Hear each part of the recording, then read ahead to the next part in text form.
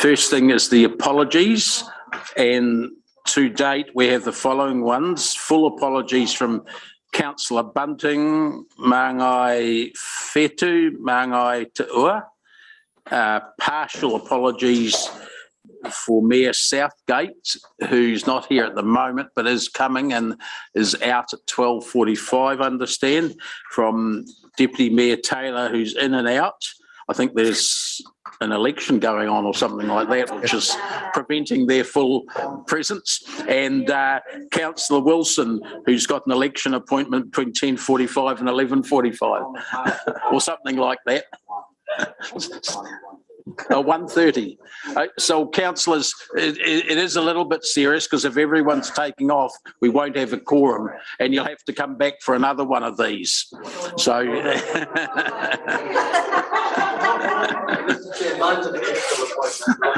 I was giving you the benefit of the doubt.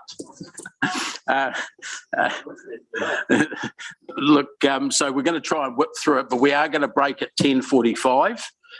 Because governance have very kindly provided some morning tea, which is probably going to be quite extensive. Is it?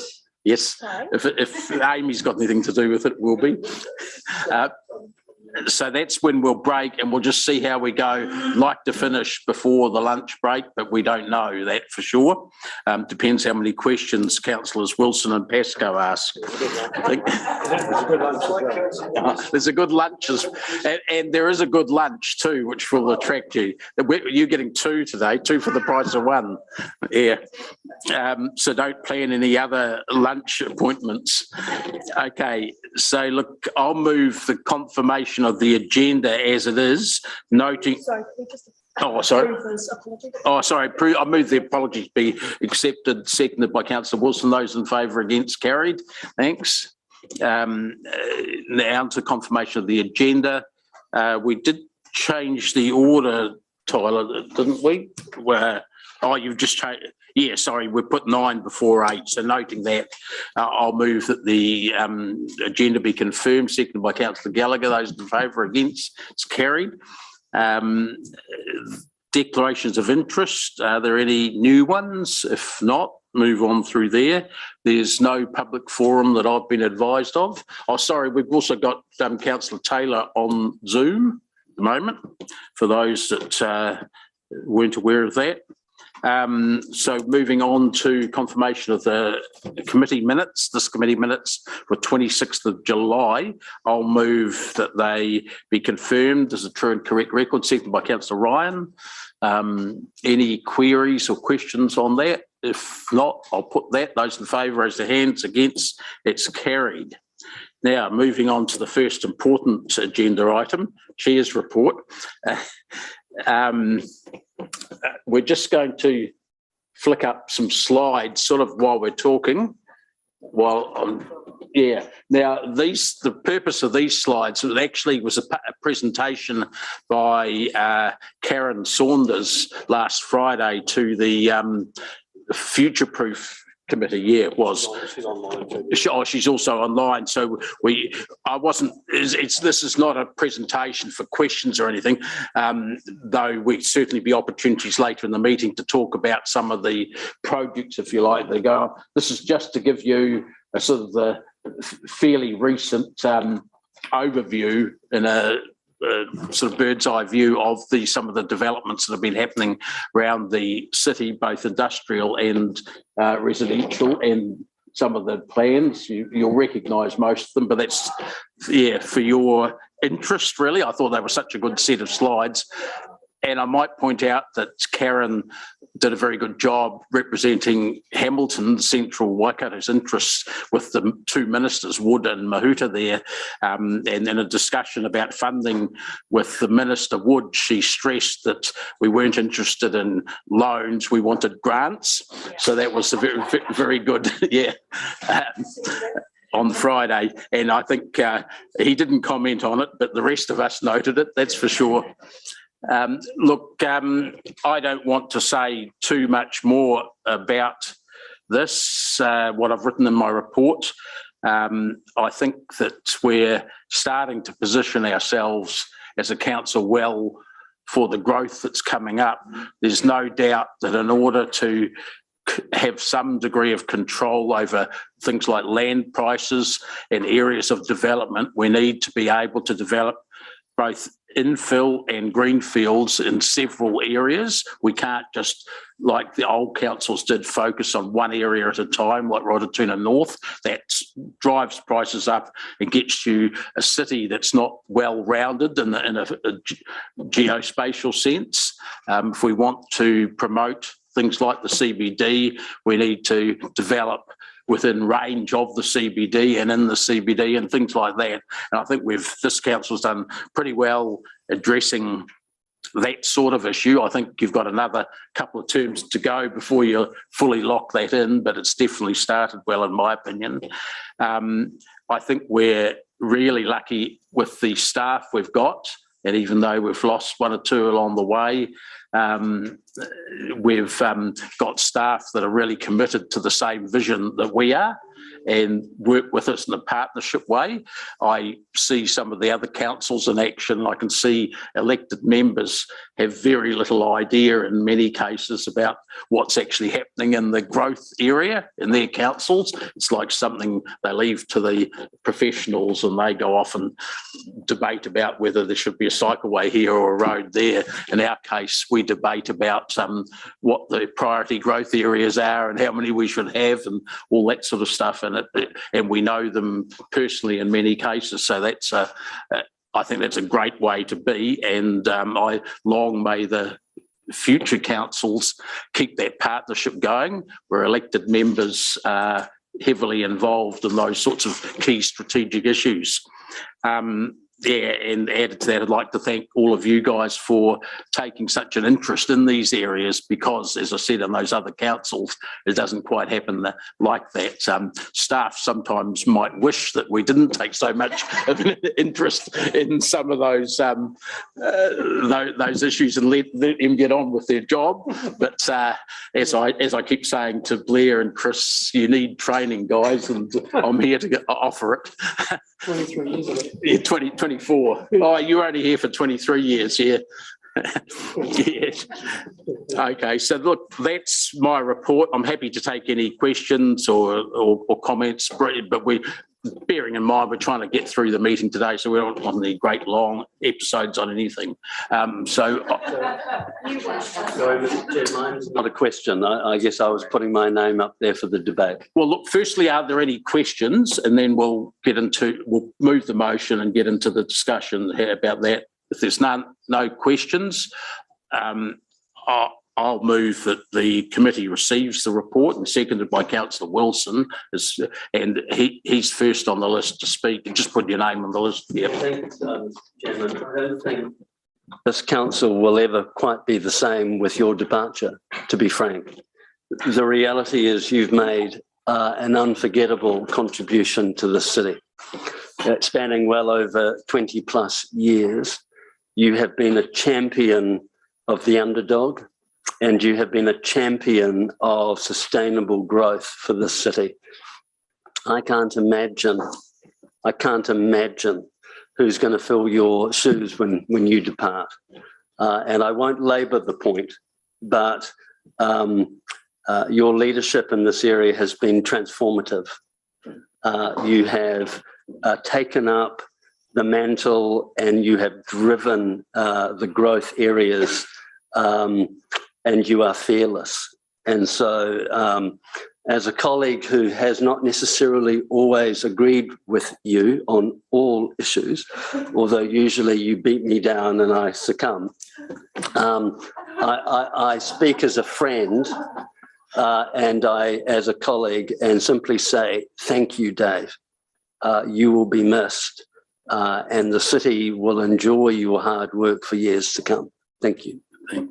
Thanks. Councillor Ryan, thanks. Yeah. Look, along similar lines, I guess, particularly with this growth committee, I think you've been a great advocate for both infill and greenfield.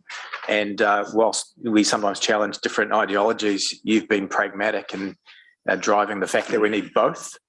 And I think from a competitive markets perspective, we've got to open up on multiple fronts. We've got to have options available. And I know that makes Chris Allen nervous from an infrastructure response.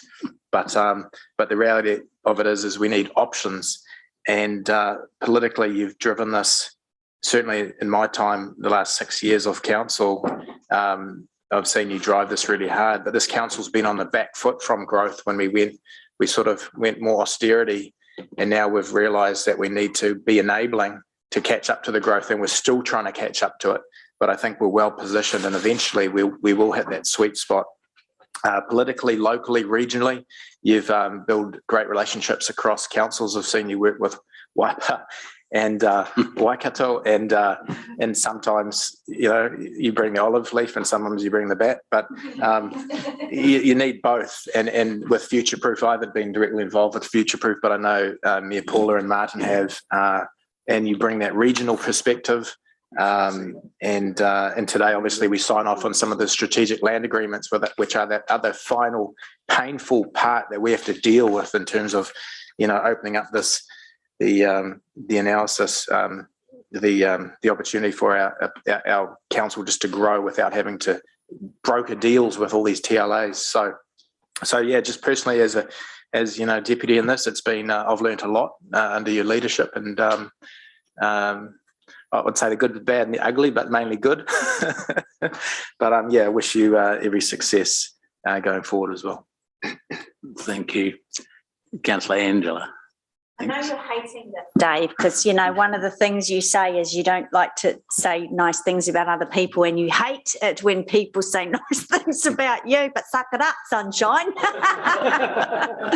Look, I am going to keep some really poignant moments and stories for our last meeting, but in terms of this committee, Dave, I echo what everyone said, in particular Councillor Wilson, the immense space that will be created with your absence is a huge responsibility for those members sitting around the table in the incoming council. This is a little story, but it is relevant for this committee and your leadership. I remember when I first started on council, you used to go on and on hard and fast about passenger rail. And I thought, I don't know what he's talking about. And nobody really paid too much attention. And you went hard and fast on the growth of the city and the region and the population. And look, that was 2007. We're in 2022, and you were right.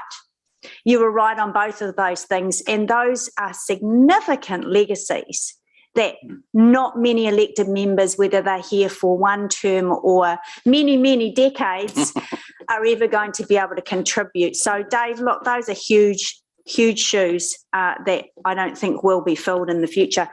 I know that your BFF sitting over there, Chris Allen, will really miss you, and it's been like a hole in the head. Yeah.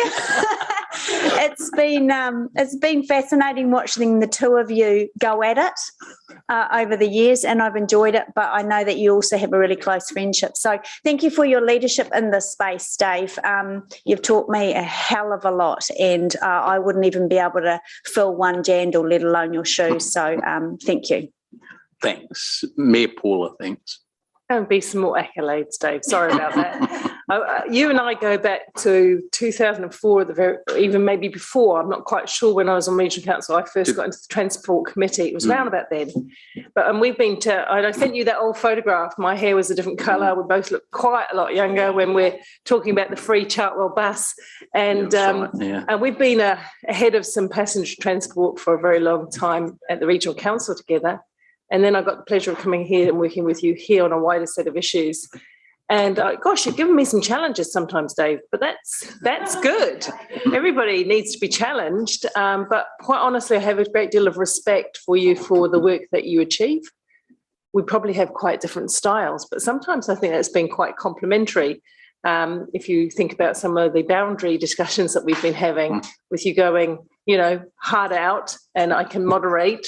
And then somehow we all meet in the middle, or meet most of the way, actually, because you're never happy with the middle. We get to the most of the way there, and then we do reach an agreement. And I think that's a perfect way to work. But when you go and look at the port in Dunedin. You're sitting there with a nice drink in the sunset. I hope that you do remember all the projects that you had a handprint on, and will always be a lasting legacy for your work here. Way back when you helped me, and Martin did actually, with the first safety crossing on Wairiri Drive, or Day Street as it was then, to safely get the children from across the road to Knighton School. That's probably when I very first got involved with the political side of transport with you guys. And I thank you. I hope you deserve it. It's been a tough ride over the last number of years, and I think you deserve some time to enjoy life with your friends and family. I wish you all the very best. Thank you. Councillor Martin, thanks. Yes, thank you. Ewan, it reminds me, did you give them those rugby tickets in the end in Melbourne? And in that sense, Dave McPherson is an equal opportunities abuser. He abuses his friends just as much as his political enemies. And I met, and I'm looking forward to Dave's valedictory on the 22nd, but I first met Dave in 1998 when he was standing for the City Council. And I remember down at the Trades Hall where we were campaigning, and I was helping with leaflets and folding leaflets and a whole lot of stuff. And I was kind of been away from Britain, but it was 1 o'clock in the morning and we're still folding leaflets. And at 1:30 in the morning, I gave up. I sort of conceded. It was some stubborn thing, and Macca was still there at 2 in the morning, literally. Great campaigner. And that's probably another story, but a great campaigner for the community. And obviously groups such as the Western Community Centre don't make you a life member for nothing. So not only is the council role here, but it's that incredible community role as well. And regionally, I also obviously acknowledge your role and vision around this committee. And I think you've been a brilliant fit with your really good Deputy Ryan. You've been a really brilliant fit for this particular committee. But also at a regional level, can I just, I was at the Future Proof meeting the other day, and the chair of that committee acknowledged you, and particularly Alan Sanson and Paula, in terms of your leadership in that really critical piece of regional work. So that is an example of your attention to detail. And frankly, without looking at the new candidates and their bios, I was reading them last night, and I was, it was an interesting read. I'll leave it at that, but I just hope that you are replaced by someone of similar vision and intellectual capacity that will obviously go into the job. So you have literally been a contributor to the city for the last quarter of a century, seriously. And okay, and I acknowledge, and you will acknowledge, you're not everyone's cup of tea, but the reality is what you've achieved for the city in terms of your vision and intellectual tenacity. And believe it or not, you have had a partnership with Chris Allen and Blair and others, and certainly when I was an MP, you were absolutely well known, in Wellington as well for your contribution. But thanks again for all the work that you have done, mate. It's really good. Thank you. Do you have a procedural motion? I would have thought you would have learned your lesson by now on that. Councillor Sarah. Thank you. I'll keep it short. I just wanted to say thank you, Dave. After a slightly rocky start, I've enjoyed working with you over this term, have learnt a lot from you, and I think no one can doubt your commitment to the city. You've been passionate and determined all the way through right till right now, and you'll continue to be, I think, till the moment that you hand over the mantle to someone else. So yeah, thank you very much for all of your work for the city. Thanks, Sarah. Councillor Maxine, thanks. Koto Dave, a lot has been said already. Martin mentioned your membership at the Western Community Centre. I remember your membership at the Trade Union Centre in Harwood Street. I recall screen printing vote trains one year for one of your campaigns. And that, along with other special traits of yours, leave a real impression on me. Also, the photos that you shared this morning, it's really clear to see your fingerprints through that as well, and the influence that you've had through this committee on many of those projects. That's going to set the city up well, not for just today, but for generations to come. And those foundations can be thanked for your input into it. I totally respect your honesty, your integrity, and your forthright approach. There's no doubting where you sit on many issues, and we're left not wondering about what that is, and that's a rock to be treasured. And I'll miss you personally. You've helped my first term through your mentoring and wise advice and counsel on some things. So I'm very grateful, and will miss that. Kia ora, go well. Dunedin's mighty lucky. Yeah, I'm starting a trains campaign down there. Brilliant. They have a rail station in the city too. Yes, that's right. So you still got that vote trains? I found one the other day. Brilliant. Yes. No. Oh, we'll put it up there, eh?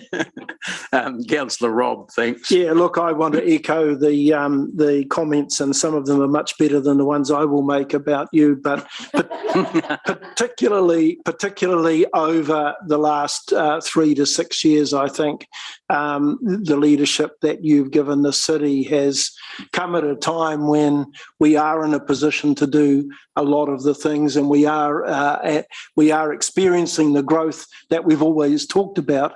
And so we've been in a strong position to get out there and take some action.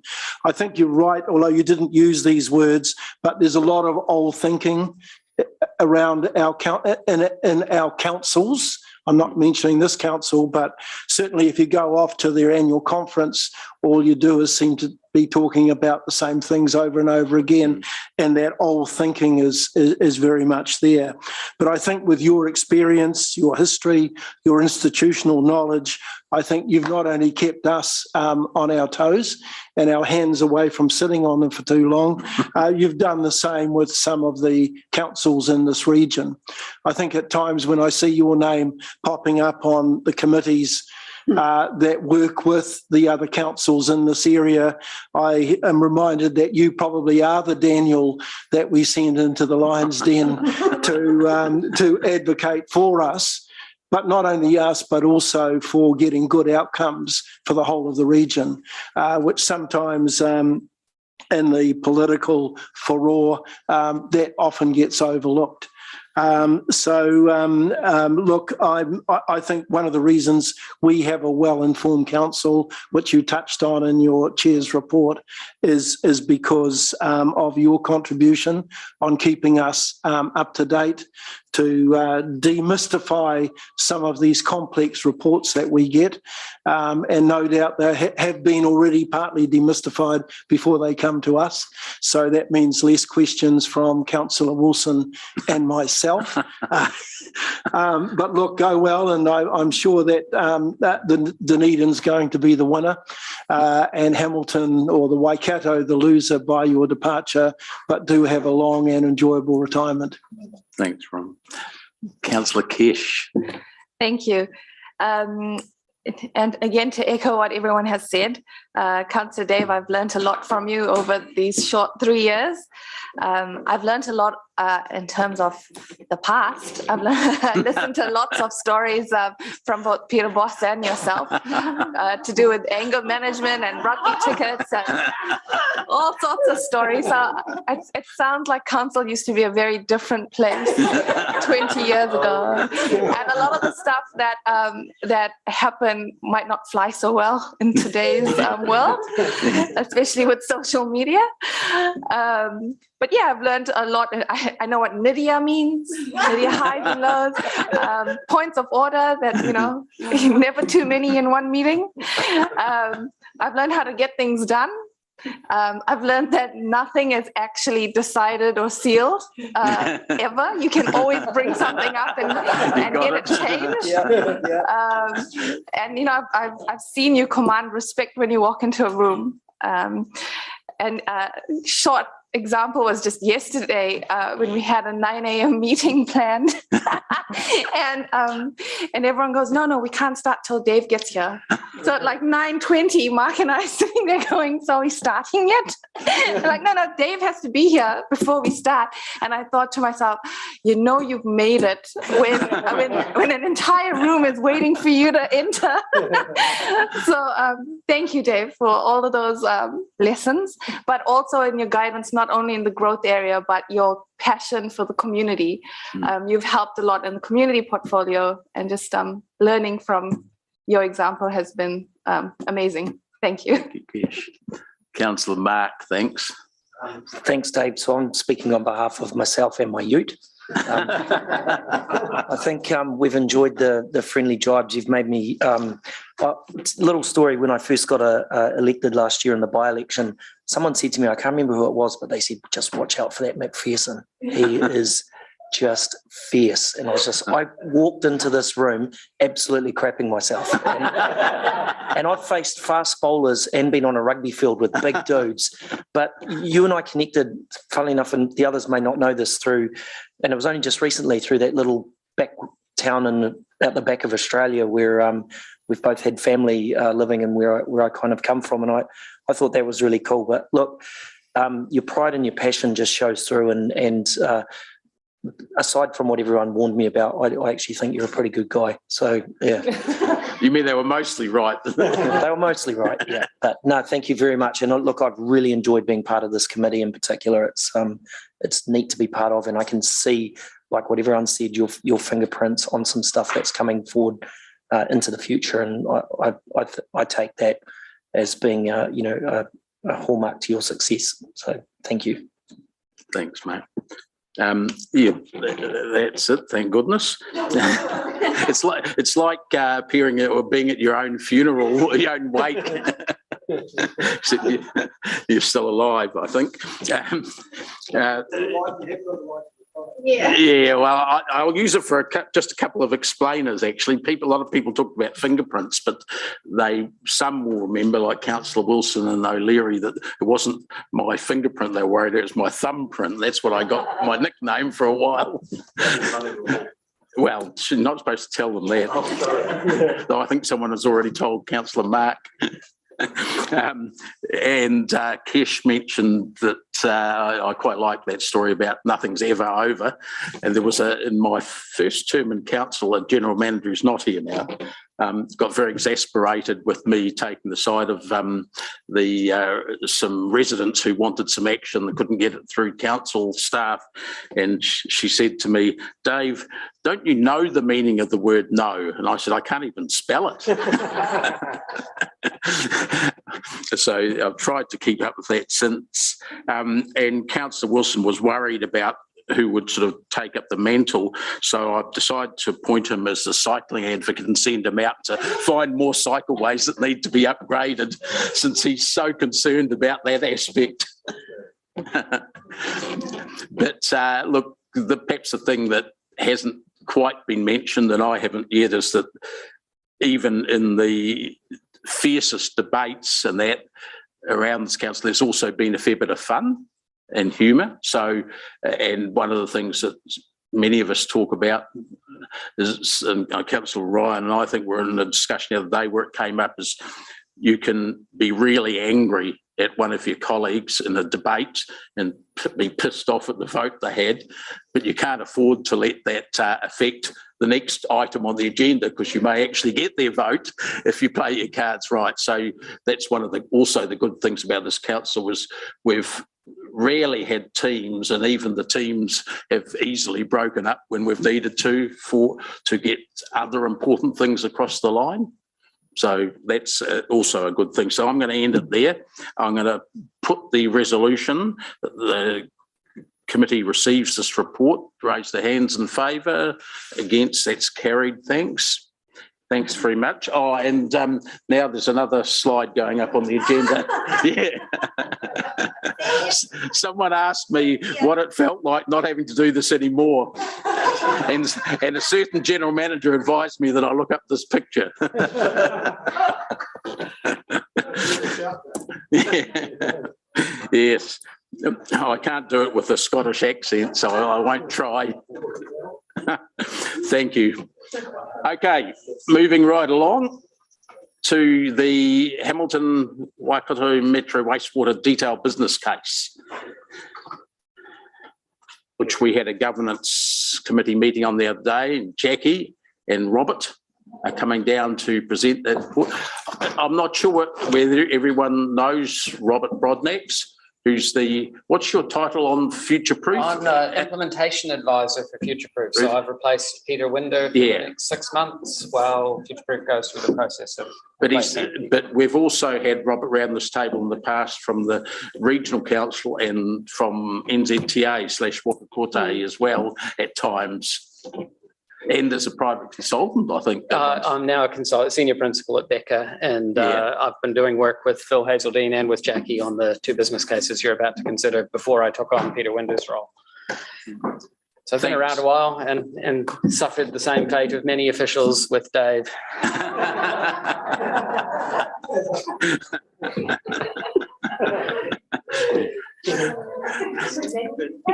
Jackie's obviously traumatised. Do you want to give him a glass of water or something? Thank you.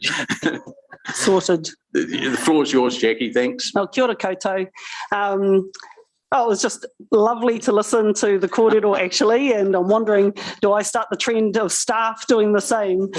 In relation to this particular project, I do want to acknowledge Mayor Paula and Chair Dave, who have represented Hamilton City Council on the Project Governance Board for this mahi, alongside the mayors from the other councils, elected representatives from Waikato Tainui, and also appointed representatives from Mana Whenua. Also want to acknowledge the committee for all of the time and support that you've given to this project over the last 2 years, which is how long it's been running. So I guess Dave's pushing us all the way to the bitter end. So really appreciate this additional meeting to be able to present the Northern Detailed Business Case to you for your consideration and hopefully approval. So the report today really does focus on the Northern Metro Wastewater Detailed Business Case. We are seeking your approval of the document today, and there are also some, I guess, broader project updates on other work streams that are occurring with as part of this project. As Chair Dave mentioned, the detailed business case was presented and approved by the Project Governance Group on Monday. And as with the Southern Detailed Business Case, will be presented to each partner organisation for approval over the coming month. The Northern Detailed Business Case does draw heavily on decisions and work completed as part of the Southern Detailed Business Case. Just up on the slides there, and I think it's in your diligent pack, just a reminder of, I guess, the anchor for this mahi, the project vision, which has been agreed to by all of the partners, is the vision as per Te Ture Whaimana. So I think it's always a good reminder just to set that foundation of what we've been, why we're doing this work, and where some of the, where the direction is coming from. Next slide, please, Tyler. So just to recap, the overall project commenced in around June 2020 and has been delivered through strong partnership between the 3 councils, Waikato Tainui and Mana Whenua. Key decisions that have been agreed throughout the project have occurred at all levels of the project, from, I guess, the technical doing level all the way through to the governance group. And some of those decisions include the vision and investment objectives, the key performance indicators and criteria to evaluate options, the growth assumptions used for the detailed business case, treatment performance standards, the principles around project delivery, ownership and funding. And all of the project partners have now approved or endorsed the Southern Metro Detailed Business Case and the MOU that was approved by this committee in May. All the project partners have also endorsed or approved option A as the preferred option to refine and complete the northern detailed business case. So option A is taking all of the northern metro communities, Taupiri, Hopu Hopu, Ngarua Wahia and Te Kōwhai, and diverting those to the Pukete wastewater treatment plant for treatment and discharge. This committee approved option A as the preferred option at the 26th of July meeting. Next slide, please, Tyler. So the detailed business case has been developed to meet the requirements of the New Zealand Treasury Better Business Case model and to achieve the best for river objectives that have been agreed through the project. Like the Southern Detailed Business Case, it is a substantial document. And so in addition to the main document, we have also prepared and attached a summary to the report, which draws out key aspects of the detailed business case.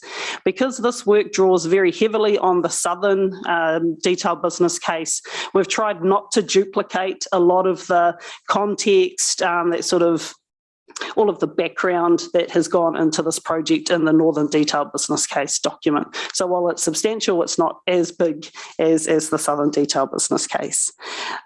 This document is still in the process of being peer reviewed. In front of you, you've seen these figures before, but just as a reminder, the estimates that sit alongside the preferred option. So there are two, it's broken up into two elements. The first is the conveyance costs, and these costs only provide for the conveyance required to bring those northern Waikato district communities into Pukete. It doesn't include the Hamilton City conveyance requirements, which would be required whether it was option A or option B. And also there are the estimated costs for the Pukete upgrades over time as well. I've included the P50 or the median costs and the P95 costs in the summary document and the detailed business case document, just so you're seeing the range of what the costs could be, given, I guess, the uncertain world that we're living in. We don't want to just leave you with a single figure, but those costs are there. Stantec and Alta consultants are nearing completion of the cost estimates for this detailed business case, and the Becker team who prepared the estimates are working through those review comments right now. Stantec are also reviewing the document itself, as they did for the Southern business case, against the Treasury Better Business Case requirements. So that work is still underway, and we're expecting to have the business case review complete in the next month so that we can then move to finalising and designing up the document for final publishing. Next slide, please, Tyler. In the summary document and in more detail in the business case itself, we have included assessments of affordability. They are not insignificant numbers in terms of what it's expected to cost to upgrade the Pukete wastewater treatment plant. So PwC, who were involved in the Southern detailed business case, have also supported the Northern business case and undertaken affordability assessments and financial modelling, looking at, I guess, high-level assessments or impact assessments on rates and also impacts on DCs. So we have, I believe, members of the PwC team here online if there are any detailed questions on the financial modelling. As noted in the report, the detailed business case document is unformatted, and we do expect some requests for minor changes from the partner organisations. I've asked that those comments be provided by the end of next week so that we can wrap those up alongside the peer review comments and complete the project and publish the documents. Next slide, please, Tyler. So just the next steps from here for the Northern detailed business case, they are to finalise the document to address the peer review comments and the partner comments. The supplementary assessment that we were directed to prepare is still a work in progress, so we don't have that to present to you today. We have committed to present that back to the project governance group by late November, early December this year. And we're just working through governance teams from all of the partner organisations to get a date for the governance group into calendars this side of Christmas. And the intention is to bring that work back to council in February or March next year, depending on your calendars. The other next steps from here are to establish the project partnership group, which was outlined in the MOU. Once we've completed the detailed business case documents and the project itself, we really move into implementation. And the MOU outlines the delivery structure, which includes a project partnership group whose role is to oversee and monitor progress on the projects, really to keep everyone honest and make sure that everyone's delivering on what they said they would do through the business case. So that work needs to happen. We have a draft terms of reference for that group, which just needs to be socialised with each of the partners. We'll also be moving into trying to align funding requests across the organisations for the wastewater treatment elements of either LTPs or inputs into the water services entity AMPs, so that we're feeding into both of those processes in a cohesive way, in a joined up way as a metro area. And the final point that I did want to highlight is we do want to initiate the resource consenting investigations to support the Pukete reconsenting process and also support Waikato District in what they might need to do to address some existing issues that they have at the Ngaruahia treatment plant. So that's really an overview of the Northern detailed business case. I will just touch briefly on some of the other elements in the report. So as noted in paragraph 50 of the report, like I've already mentioned, the team are still working on the supplementary assessment to evaluate the impacts of accelerating the Southern Wastewater Treatment Plant, which will come back here.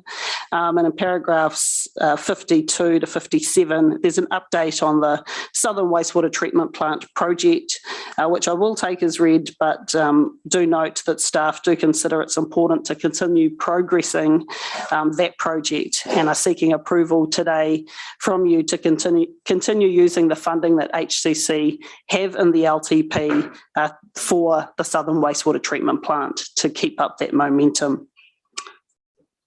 That's the overview from me, and happy to take any questions. I've got Rob here just to let you know what his role in this project has been. It's as the project director on the Becker side, the lead consultant for the detailed business case, and the key reviewer of the detailed business case document itself. And online we've got, I think, Christian, from PwC, who's assisted with the financial modelling.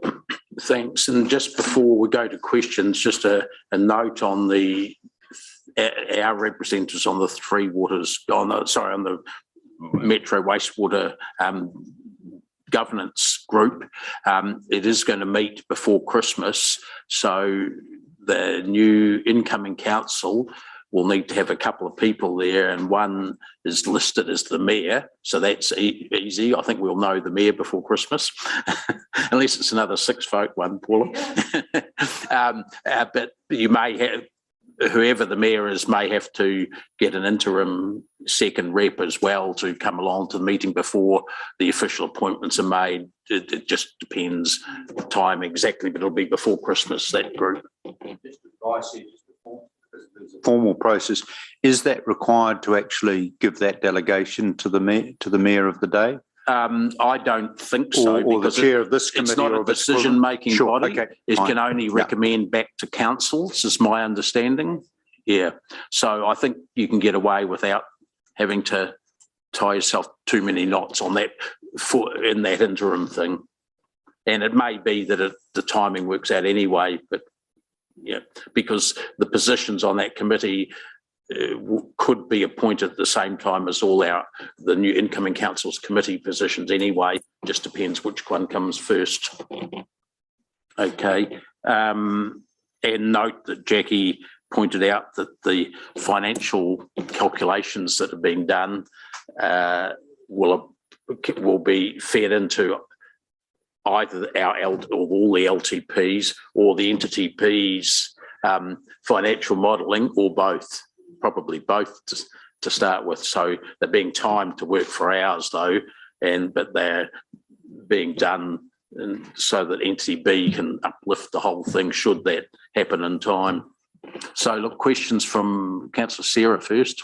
Thank you. Thank you, Jackie, and thank you, Robert. I was just wanting to first get a little bit of further clarity, and I had to read things very quickly, so I may have not fully, I guess, picked it up in the report, but just around the timing of the preferred timing for pre-implementation work for the Southern Wastewater Treatment Plant, which you've noted probably doesn't have adequate, we don't have adequate funding to complete.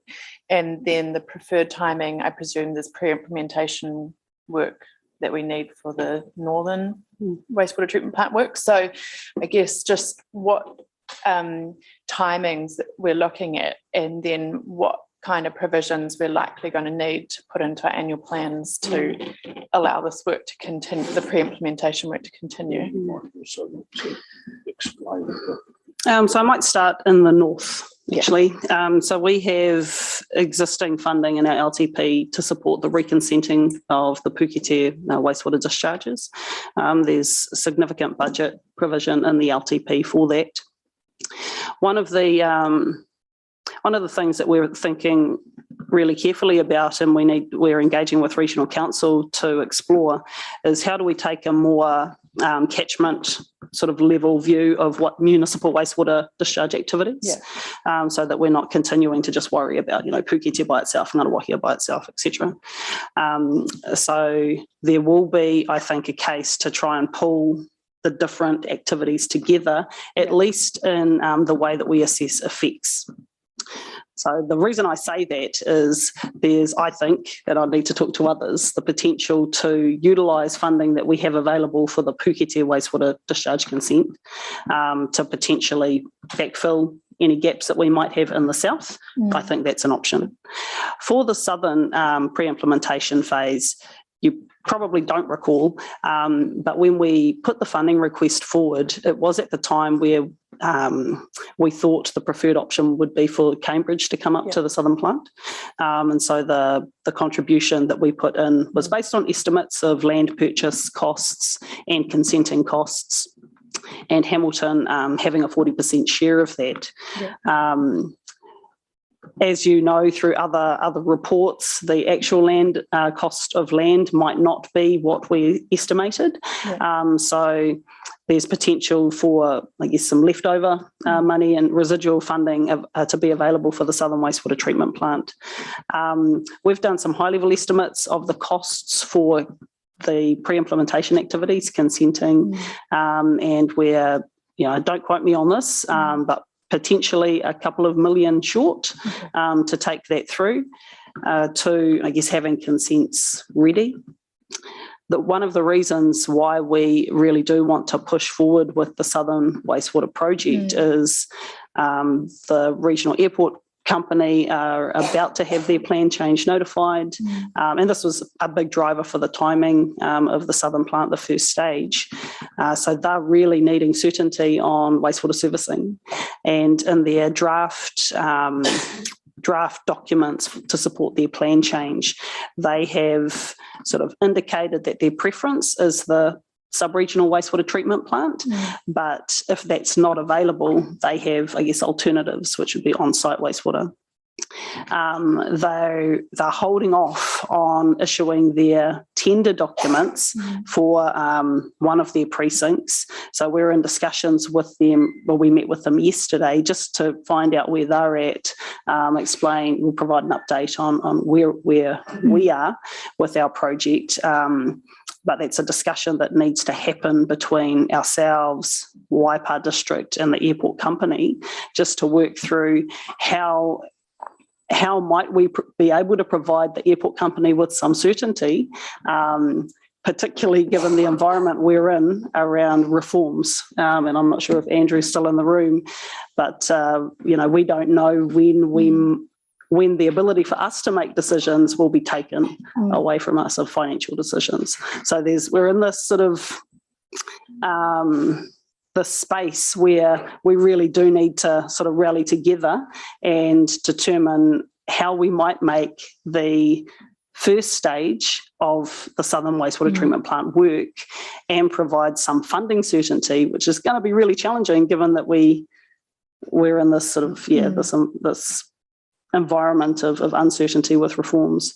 There's some suggestions about potentially approaching government to get an appropriation to continue with the Southern plant, but that's early days. What do you mean by an appropriation? Getting their approval to put more money into the Southern plant. Yeah. Okay, because they're hesitant for us to put more money into LTPs for water-related projects at the moment, are they, given the potential proximity of Andrew's the best person to answer those detailed questions. But my understanding is come time of royal assent, we can't make any changes without approval from Wellington. Right. Okay. Thank you. That was really helpful context. And what does that mean? What does that mean for Pukete in terms of, so if we were to be reallocating money for that consent work to the Southern plant for now, what does that mean in terms of continuing work around Pukete and the consequences there? Yeah. One of the things that we need to work through as a team is really to take stock of all of the projects that we've got funded in the LTP and really decide how we're going to approach those existing projects. So things like Pukete discharge consent, we can't just stop and leave that for a new entity to come in and address. We do need to continue on with the investigations, the engagement with mana whenua, with our communities, and start and really work through that process. If the guard changes and that project gets handed over to someone else, we don't want to miss a beat really for our city. So we've got, I think it's around $8 million funded in the next 2 years for maybe 3 years for the Pukete consenting process. So we won't spend all of that in the time that we potentially have left if reforms go ahead. So I think that we would be okay, but we need to work through the details of exactly how much the Southern pre-implementation project will cost. But I think the bigger issue for the South is that no one has funding to build the plant.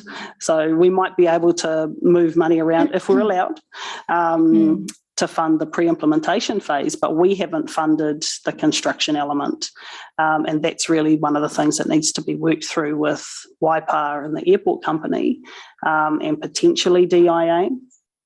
How, what options might be available to give us some certainty that will actually happen. Otherwise, I believe that the airport company will be in a position where they just have to proceed with providing their own, relatively short-term, short-sighted solutions to allow their development to happen. Okay, thank you. And final question is just around, it could be digressing slightly, but that on-site treatment solution, we were going to have a report come back at some point around the pros and cons and the ins and outs of on-site, allowing developers to go ahead with the on-site treatment. Do we know where that, is that something that's sort of off track for this, but it is something that when's that information came back? It may not be you. Is it you? Yeah, it is me. So we have we have had the report completed by a consultant. It just hasn't been presented to the Infrastructure Operations Committee. It was a timing and resourcing issue more than anything. Okay. Yeah. But have you got a timeline roughly for that, Jackie? Early in the new year. Yeah. Yep. Okay. Thanks. All right. Thank you. Thanks, Rob. Thanks. Yeah, thanks, Chair, and thanks as always, Jackie, for a very full report. I apologise in advance if I ask a question that's already answered in there, because I must confess I don't understand all of it. But look, my questions are around and assuming that the Three Waters draft legislation does not proceed, and I'm working on the basis that we're going to see this project through to its full implementation, which I think is the appropriate thing to be doing at this stage. I guess my questions are around the financial risks to Hamilton City Council. You mentioned, I think in paragraph 52, that we're the lead council on these two projects. And that sort of just worries me a little bit, that there's the potential for misinterpretation from the other councils in terms of them sitting at the table with us, potentially making demands. And I know that one of their demands is that they want legal ownership in all of these joint ventures, but not perhaps sitting at the table with money in the bag to help contribute towards the cost. How, and we've talked about this in earlier meetings, so I don't want to really go over it all again. How relaxed are you and the team feeling now that there is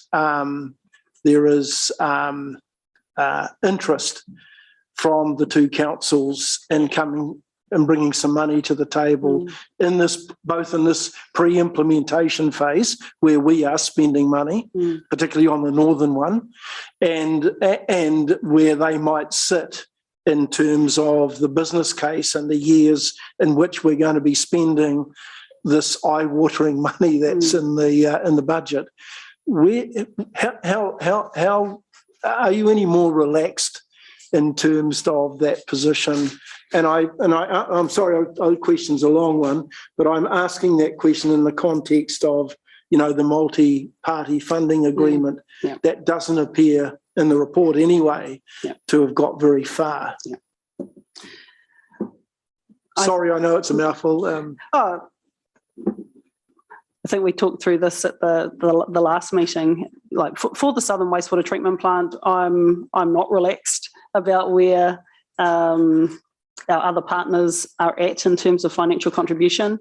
It's not something that has been progressed at all, actually. We still need to, I think that's why it's important for ourselves, Waipara and the airport company to get together and really try and find a funding solution for the Southern plant. There are elements that Waipara need to consider for the airport company around interim servicing. If the airport company were to, I guess, rely on a trucking type solution rather than just go into build their own small package plant.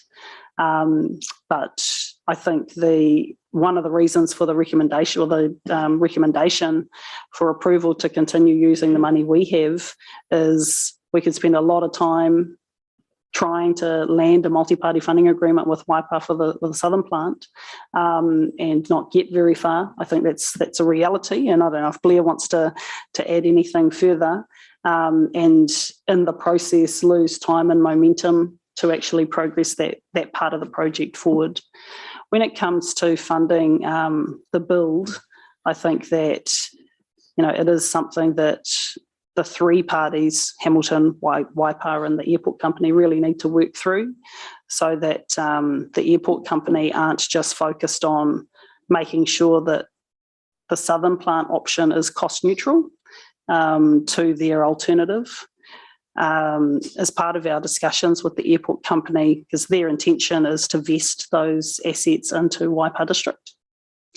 And so it'll be important to make sure that the standard that they are proposing is at a level that a public entity would accept, because what a private entity might build is quite different to what we might want to see as a municipality. So for the Southern plant, all of those details still need to be worked through. They haven't progressed very far. I think at the last meeting here, I did note that I think political sort of discussions are needed. I think that there will be a need for governance discussions with the airport company around, I guess, the best solution for the broader area and taking a longer term view. In the north, I'm a little bit more relaxed, because Hamilton City are the owner of Puketi. So the lion's share of the upgrades will sit with Hamilton regardless. The total flow and load estimated from the Waikato district communities is relatively small compared to what's coming in from Hamilton. And I feel like there's real buy-in from the Waikato District Council around connecting to Puketi. They've got, I guess, a lot more urgency around the decisions that they need to make in Waikato District because of Ngaruawahia. So they don't want to spend or invest a whole lot into Ngaruawahia if that's not going to be the long-term solution. And they've been, I believe, and Mayor Paula and Chair Dave and Blair will be able to speak to this as well. I think they've been very clear in their support of the preferred option to convey flows to Puketi. I guess the next step that we're working through or need to work through with staff is making sure that we present a cohesive sort of investment package for wastewater servicing across the metro area, either through LTPs or the Water Services Entity AMP inputs. Yeah, so not relaxed about the south, a little bit more relaxed about the north, but yeah. So do you think that they I mean, for us and for them, there's a fair bit of future-proofing going on here, isn't there? That we're actually building 2 plants potentially that will provide not only for the current needs, but for the future needs. Is there an understanding from both the other councils that requires a cost now, that requires a capital cost now from them as it does from us, rather than for, and I may be seeing this wrong, but rather than us doing the capital funding and they potentially being able to benefit from our CapEx spend now, as and when they need that, you call it flow, but you know what I mean. You know, when they actually have a need to increase the number of connections, I suppose, to tap into those capital assets. Look, I think there is a recognition that the 2 plants are needed for the longer term. I think that's definitely clear. I think both councils want to pay as they go. Like in an ideal world, that's what they'd like. When we've got customers to connect, then we'll pay. For Waikato District Council, we're very clear in the funding principles that the conveyance elements sit with them. So that's not insignificant. The way that we've approached the detailed business case is not to try and recover, I guess, sunk costs, investment that we've already made in Puketi from our neighbours, but really to base the cost allocation on the flows that they will be connecting from I guess the upgrades. I have a question on sunk costs, which I'll come to soon, but just in terms of what we can do at this stage, what governance can do, or the political, and I know we're in the middle of a local body election campaign in all areas, but is there an urgency now in getting these funding agreements, getting these multi-party funding agreements, and getting the memorandum of understanding, at least for this initial phase, even if they need updating further on when we start the work, so that there's an understanding that what we're paying for at the moment, we're getting some form of contribution from them. Sorry, just to interrupt. The questions are getting longer. The answers are getting longer. Sorry. We need to just try Okay, all right. No, I understand dial that, down Chair. the time I understand on that, each. Chair. Yeah, okay. So the Well, MOU... the short answer is, do you want us to get involved at this stage, or fairly soon after the election, to solidify the lack of comfort that you and your team have? Oh, I think I know that the MOU's been agreed to by all parties, so that just needs to be signed. That sets out principles around funding. I think in terms of landing the MPFA for the South soon after the election would be helpful, just to try and get some progress. But I do think that the Waipa, Hamilton and the airport company need to get together like soon, so that we're able to get, well, we're all able to go into their plan change process with some more, greater certainty on servicing, wastewater servicing, but also potentially to approach government or the DIA or whoever's making the decisions if reforms occurs, as a group to say, look, this is what we want to do to future-proof or provide for immediate needs, but also future-proof the needs of our metro area. Okay. Thanks, Can I ask one more question, or do you want to move around? I would like to move around because that's okay. I know Councillor Wilson was going to ask somebody else to go. So yep, no, I'm happy to. Have you got a single question there? I've got two questions. I was going to ask Councillor Ryan to ask them, but I was getting bogged down with Councillor Pascoe. That's all right. That's all right. The first question I had was in relation to the cost differential of what we projected in the LTP.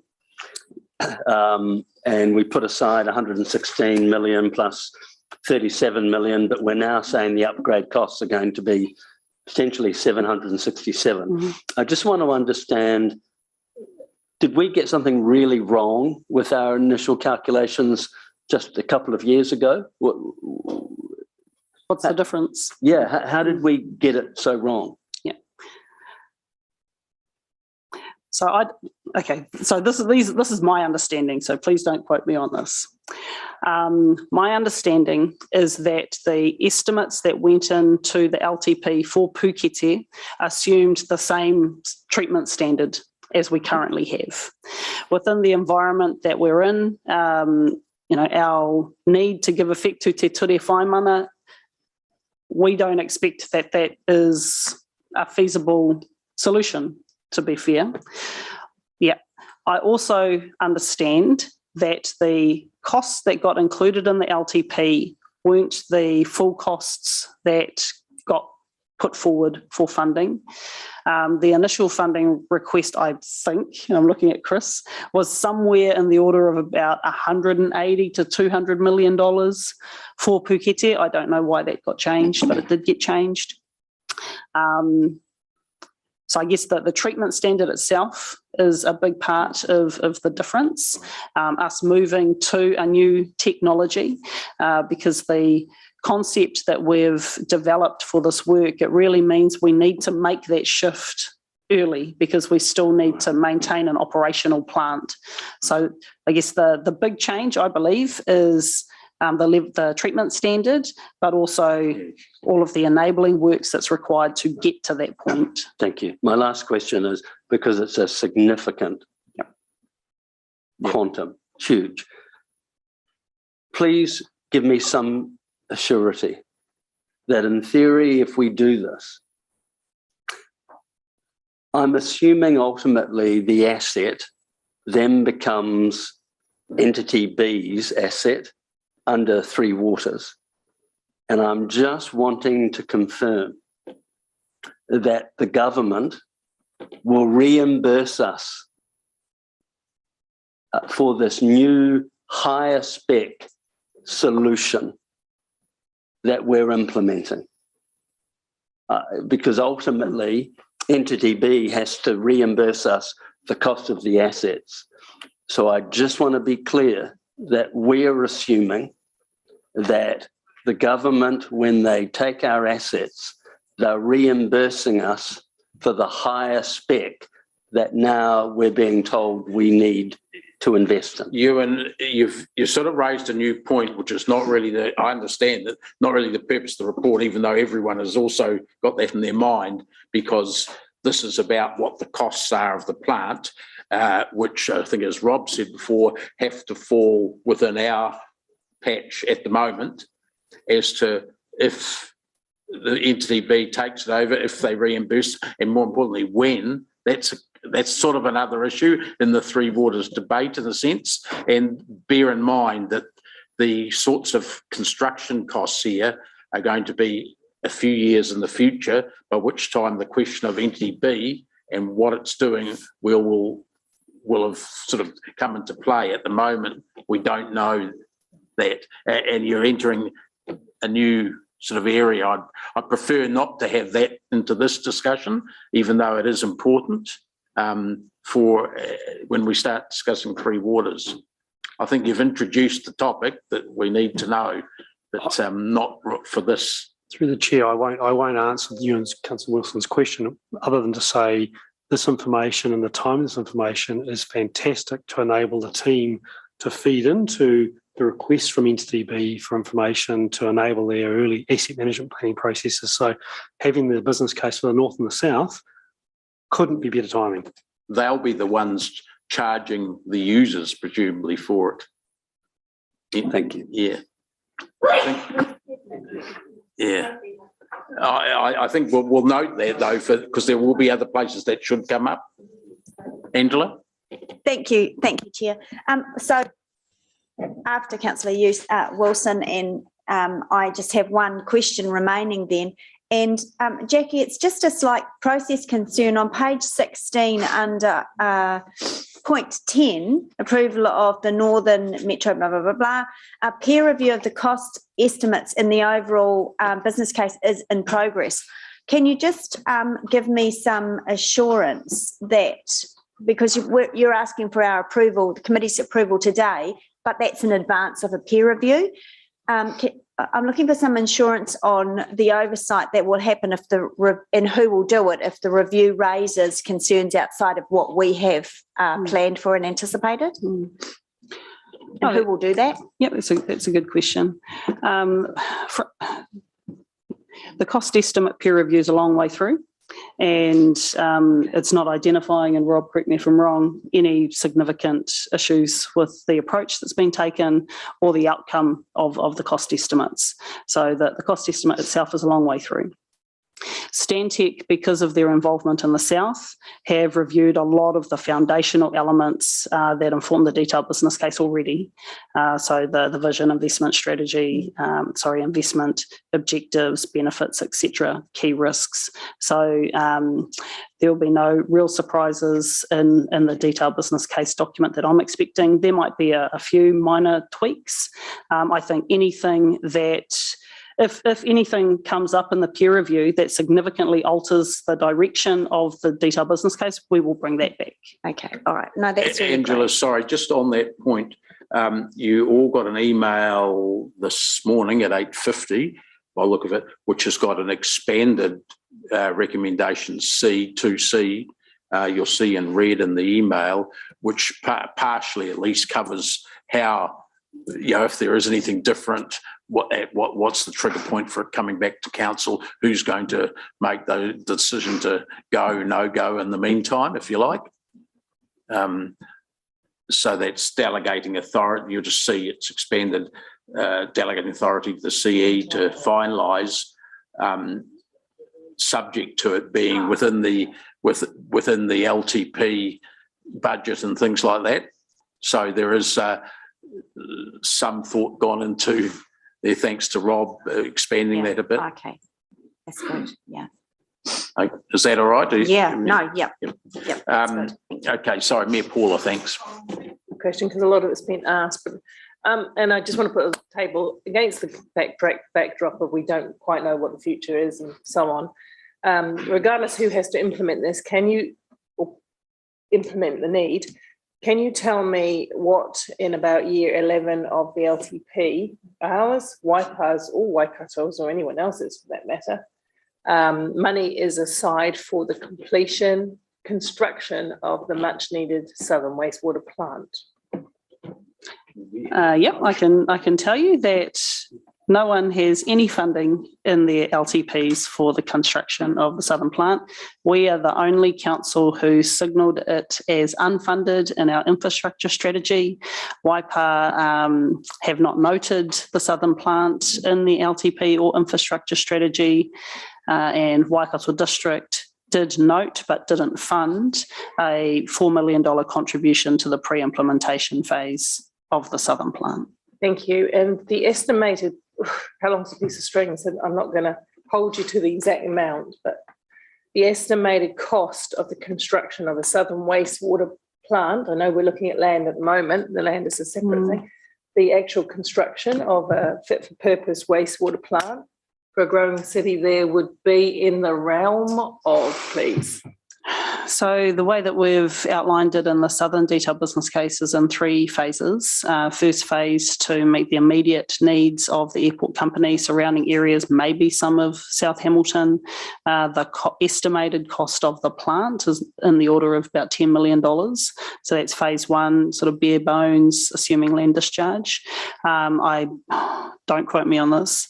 I think that the stage 3 would estimated something like $200 million, and that was to take the southern part of Hamilton as well. Yeah, so we're looking at to get the future-proof water services for the southern part of Hamilton, Waipa, etc. We're looking in total at some stage of a $200 million-ish investment, aren't we? Yeah, plant and conveyance. We have none, so you've answered that question. So can someone help me, because I'm not very good with the bean counting in my head. In terms of a rates increase, what would that look like if we had to bear the whole costs as Hamilton? Yeah, there is a graph that came up. Yeah, I did. Okay. I haven't got it in front of me. The red part with the yellow or orange bit on top showed the component of, I had it before. of rating that would be arise from the northern plant, with the southern one being a little bit less than that. Yeah. So the general what page rates. is that on? I had it before. It's a little. We got a page for that. 1301.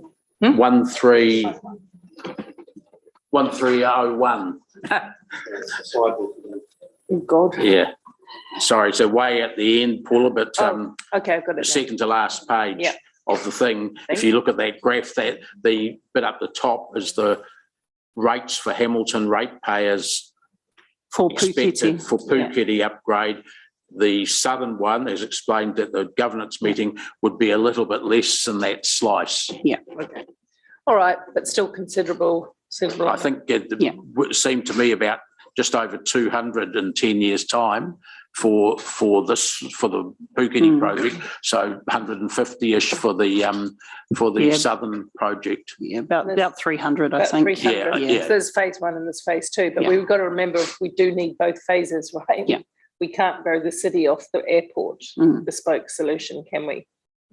We can't supply the wider growth in Hamilton South off the wastewater thing for the airport. Okay, thank you. Mayor Paula, I would envisage that our regular Waikato and Waipa governance meetings, this will become quite a significant topic of conversation with those two councils, particularly the MPFA, the multi-party funding agreement element, as we look to the future, picking up the conversations here that new councils, engaging with those new councils and the new elected members around the future strategic planning for our sub-region. And as we all start to think about our next LTP, and this is assuming no change to water's delivery, what that investment thinking and asset management plans look like. Of course, if it is NTB, as I've mentioned earlier, we're feeding into that process shortly as well. Yeah, I'll speak to it in debate too. I mean, my questions were, I suppose, call them leading if you like, but it is about fleshing out information that the public needs to know about. That's all. Thank you. Thanks, Dave. Thanks. Councillors, sorry, Rob, you had another question, I forgot. Yeah, if you're happy for me to ask it. Was it one question? Well, it is one question. Well, it might lead to 3, but sunk costs in paragraph 41. What's your understanding in this context of what a sunk cost? I think I know what it is from an accounting point of view, but what's your version of what this means in the context of the Hamilton ratepayer? So I will draw on PwC if I stuff this answer up. Sure you won't. But my understanding of the approach that's been taken is all of the investment that's gone into Pukete wastewater treatment plant to date. Right, so in effect, that's a benefit for Waikato. Yeah.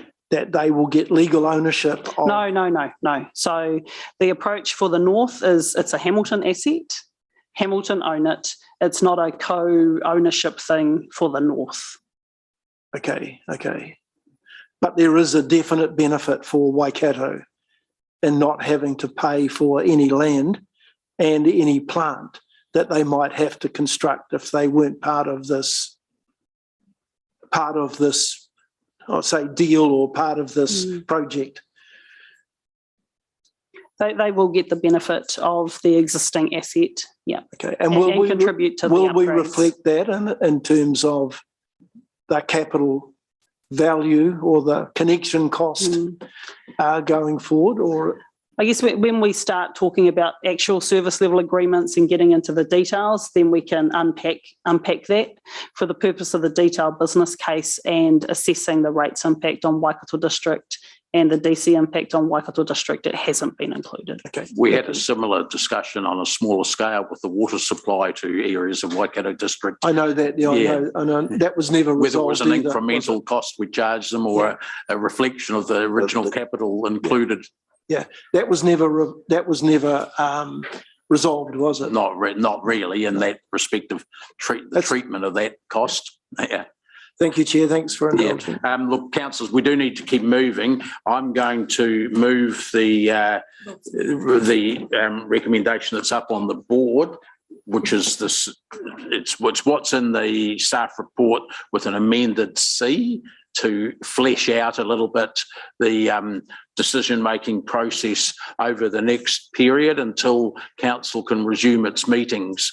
So is there a seconder to the motion? Ryan, thanks. Look, just briefly, I'm going to speak to this. I think there's some eye-watering costs obviously involved here, and certainly more than was originally envisaged.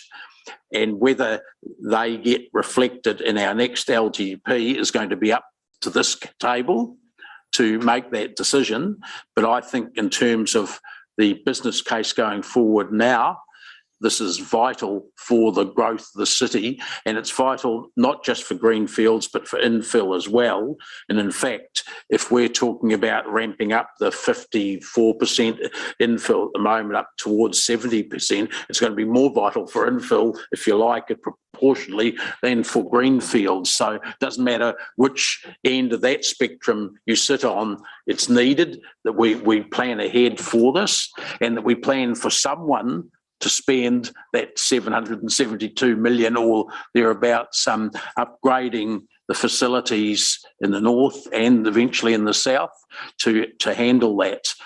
There was many further arguments to come to make sure that there's a fair share from our surrounding councils. And then there's the overlying sort of argument, if you like, is when entity B takes it over, if they take it over, and when they take it over, how much will they pay?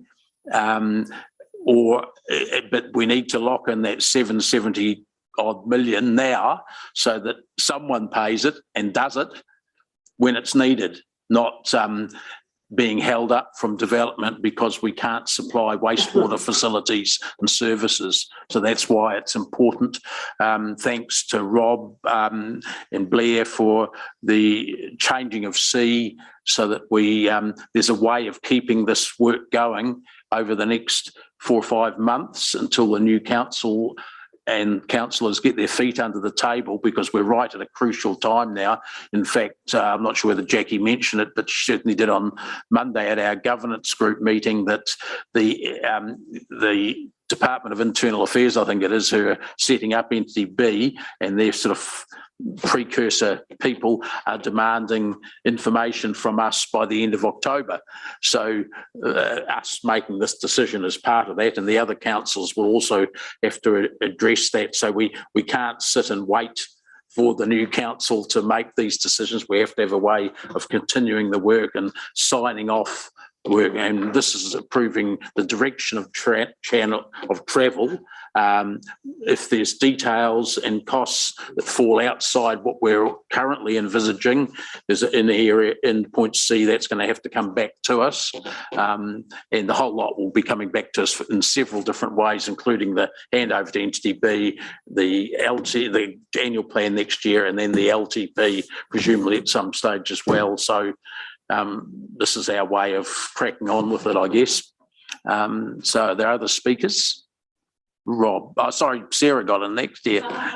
You beat Rob. I just wanted to say thank you again for the team for this work, and similar to Councillor Dave, I think it's really important that we keep pushing ahead with it. So if they're depending on discussions with the regional council around whether we can move funding around and move timings around with Puketi and the Southern Wastewater Treatment Plant, if there is a need, then it really does need to come back to us as quickly as possible, so that from a governance perspective we can support that work continuing and keep that momentum going with these projects. Thanks. Rob, thanks. I agree with both the past two speakers. We should be continuing it on this as business as usual. We have a need for the work to align with the growth, but also recognising our neighbours who also have growth issues, that they are alongside us at the table. What I think is missing is their enthusiasm to participate in putting up some of the eye-watering costs that we've got in this report, and I would like to see more work to convince them that we shouldn't necessarily be the lead council in this, that we should be a co-leader with two other councils, so that their commitment now and going forward is clearly aligned, and those eye-watering costs are going to be shared in a way that's fair and equitable. When you see what's happening outside our border in terms of housing developments in and around, and I see the one at Horotū, all the work that's going on at Horotū and along River Road. Clearly, there's a competitive element, that one might say, between our neighbouring councils and us in terms of the housing market, and so therefore we need this for our housing, for our residential growth, as do they, and so therefore they should be perhaps a little more enthusiastically at the table with their checkbooks or their credit cards available to fund these costs. So hence why I'm keen to support item C in the motion. So, and again, thanks to Jackie and her team. Wonderful work here. These are great reports. These are the sort of this is the sort of planning that we need to have in this city to move us forward and have that critical infrastructure in place. Hopefully before, but certainly when it's needed, rather than dragging the chain for too long. Thank you. Thanks, Rob. Mayor Paula, thanks. Thank you. Support those comments. I just want to put on the table that we often spend more time talking about a playground or a small matter of community facilities, which are important to the wellbeing of our community. But this is core infrastructure. This is what we're talking about here, is the must-dos, not the nice-to-haves that sometimes come up during an election time. And this is pretty scary. Whether whoever's back around this table, we are facing a huge infrastructure funding challenge. When you look at the numbers that, and I just do want to say thank you to Jackie and the team. And thank you, Dave, to you for being alongside me in those discussions that we've had with Waipa and Waikato. And let me make it clear, I have said every time, show us where your money is in your plan. And we have made it quite clear that we do not find it a comfortable or acceptable position to say, yes, we know it's needed, but we aren't going to forecast that or the spend that's required. At the end of the day, it doesn't matter if we go into a CCO model and we're successful with our changes to the reform, or we go into full reform, or we stay as we are now. The costs are enormous.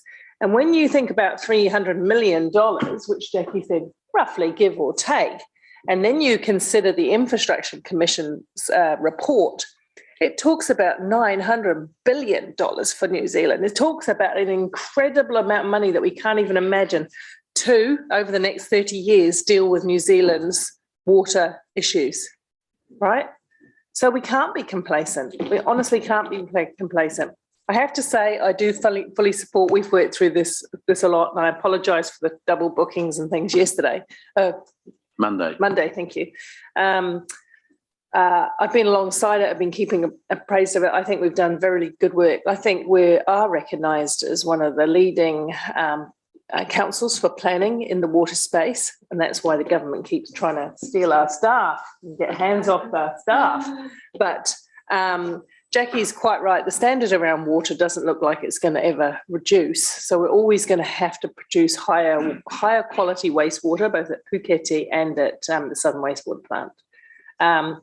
We don't even know yet what stormwater infrastructure looks like, and that's another system we have to develop. This is scary stuff. So anybody who gets elected to council again needs to be bold, because we won't be just talking about small sums. Thanks. Thanks. Sorry, just in reply, a couple of points came over. I rather suspect, and Paul is quite right in describing the response of the other two councils. They say, yes, we know it's needed, and then nothing's allocated and they don't want to comment any further. I'm strongly suspecting, uncharitably of course, that they're desperately hoping, despite what they say in other forums, that Entity B comes along, charges a user charge on Ngarawahia and Te Awamutu residents, and hopes like hell it never reflects back on them. Yes. So I thought I'd better say that, given it's my last meeting. And Rob was talking about them needing us having access to the checkbooks and credit cards. I think the direct debit's the way to go, so that we can just take the money out of their bank without them having any say.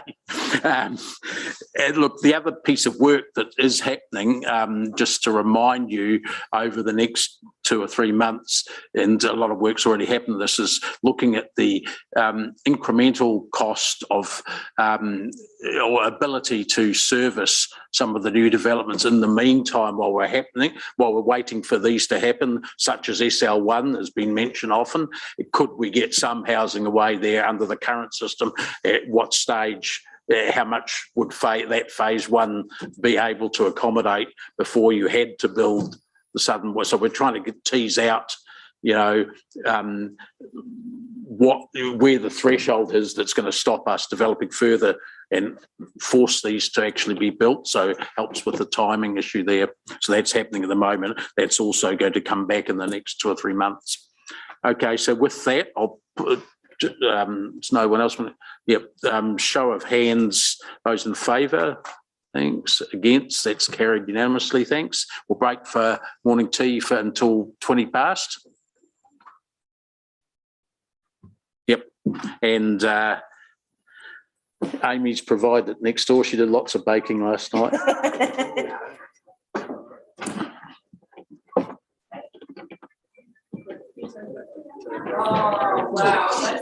We'll roll out of here full by the time we're going to lunch. I know, I'll fall asleep. Yeah, I know. Just nudge me. Oh, wake me up.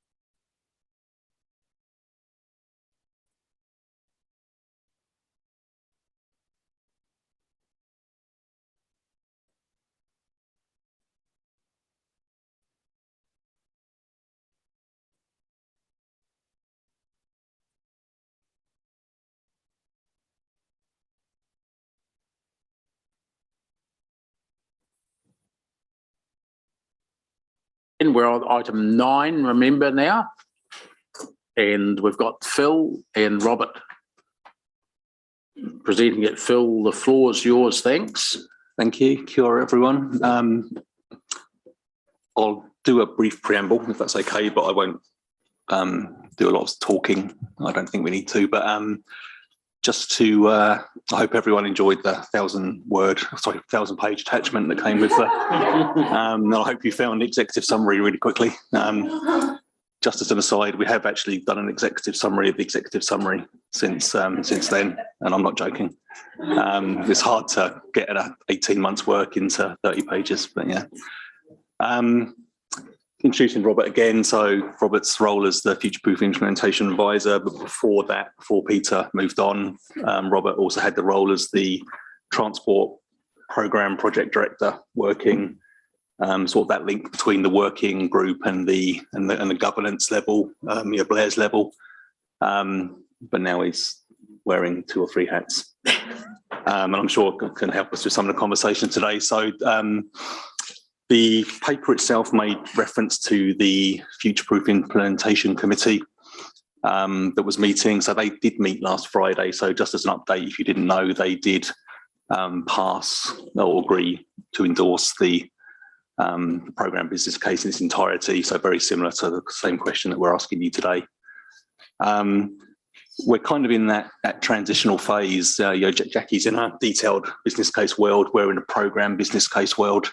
So a little less detail, I guess, a little bit more forecasting and predictions rather than the detailed design phase that Jackie's in. And we're basically just trying to finish off this phase of work. It's often harder to finish these things than it is to start them. So the space we've been in since we last spoke to you, when you basically adopted the strategic direction, if you like, of the recommendations, is just trying to finalise some of the commercial, financial, and sort of management case components of the entire programme business case. So that means, looking at the costs in a little bit more detail, understanding future governance issues, understanding those key factors for success, and also trying to understand what those next tasks are, so that phase before, almost like pre-implementation phase, that what can we do? And I guess we're talking in the time up to the next LTP, where we can undertake some more tasks and keep that momentum going. And that's really what I detail on paragraph 32 onwards. So you've seen most of this already. You've given us great guidance on most of this already. This really is let's draw a line in the sand, close the programme business case, and as partners, because this is a future-proof project, and we've got one of our partners behind us. Hello, Sarah, from NZTA. We are in that space where we're trying to scope out further tasks. Again, if you refer to page 32, and understand a little bit more of what we can do before, I guess, the next LTP. And I'm probably happy to hold it there and take questions. All right. Thanks, Phil. Just a question to kick this off, and looking at your key task list under page 32, I've got a couple of questions relating to that. One is, what are the next steps that this council needs to do? And I'm thinking it's going to be hopefully somewhere in the lines of looking at the overall business case here and deciding what we think the priority should be that our representatives should be pushing for and allocating funding to. So that's one, and I'm not sure exactly when that would happen. But 2, looking at 32 part 6, Roman numeral 6, develop the updated multi-party funding agreement. What is that going to mean? For instance, the government directing Waka Kotahi to take on board this as not having to fit within their normal, you apply each year and to some contestable fund, and there's always less than half of what's actually needed to do that work around the country? Or is there going to be a deal brokered with the Metro Spatial Plan area to give some long-term surety like Auckland, Wellington and Christchurch have got? I think. I mean, what's our? I'm not saying we can tell the government what to do, though I often feel like telling them what to do. Sarah's laughing. But what's the position we should be arguing for? What sort of multi-party funding agreement should we be asking for, and especially in relation to the government? Okay, I'll have a go at that one, and I'll probably ask for some support. But I guess the space we're in right now, where we've got how we fund the work to take us to the next LTP. So that's how we fund and undertake the list on paragraph 32, which is quite comprehensive. And then there's I think this is more to the core of your question, how we fund the implementation, because we've already got a recommended program. We've already got, for what it's worth right now, a 30-year investment program with some staging and sequencing around it. Now, I know things change. Yep. So the space we're in right now is where we're working on the sort of like the next 18 months of funding and working out who pays what. And that's actually going very well. So that's a very similar question to the Councillor Rob asked Jackie. So we're kind of in that space as well for the next 18 months, and those negotiations are going well. We've got money in our own long-term plan for that. And NZTA and the other partners are making very nice signals about, keeping that momentum going and actually providing some funding. I guess the stage after that is the work I refer to in here when we talk about the Metro Spatial Plan, long-term plan deep dive, which is really trying to understand the projects that we're currently doing and the projects that we need to do and the projects that we're going to come to council with when we start doing our LTP planning that we need to fund to keep that.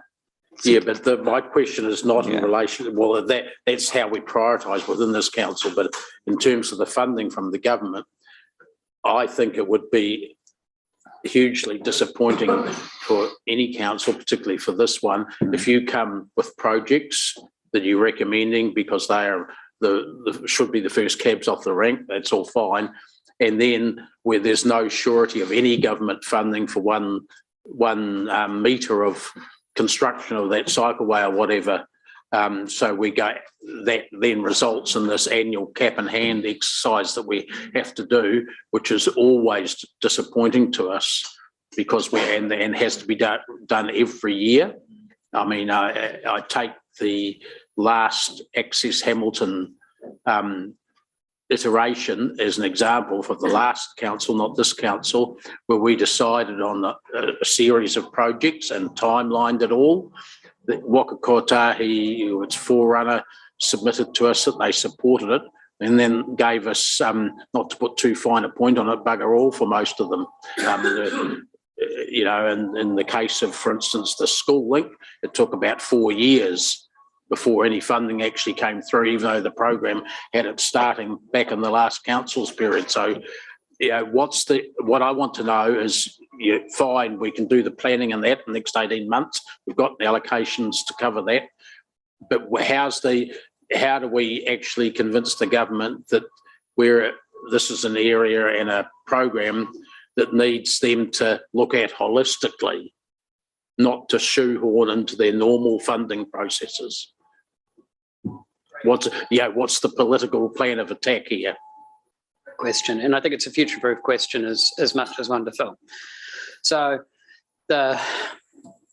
you're quite right. Where this business case sits is it's been prepared in the standard funding mechanism. So it goes to the Waikato board for endorsement, and then it goes into the mix with all the other program business cases across the country to get prioritised. And realistically, you will get some money out of Waikato based around this, but you won't get all the money that's in this business case in your first hit, unless we find a different funding instrument. In the future-proof meeting last week, Minister Wood Woods, the Transport Minister,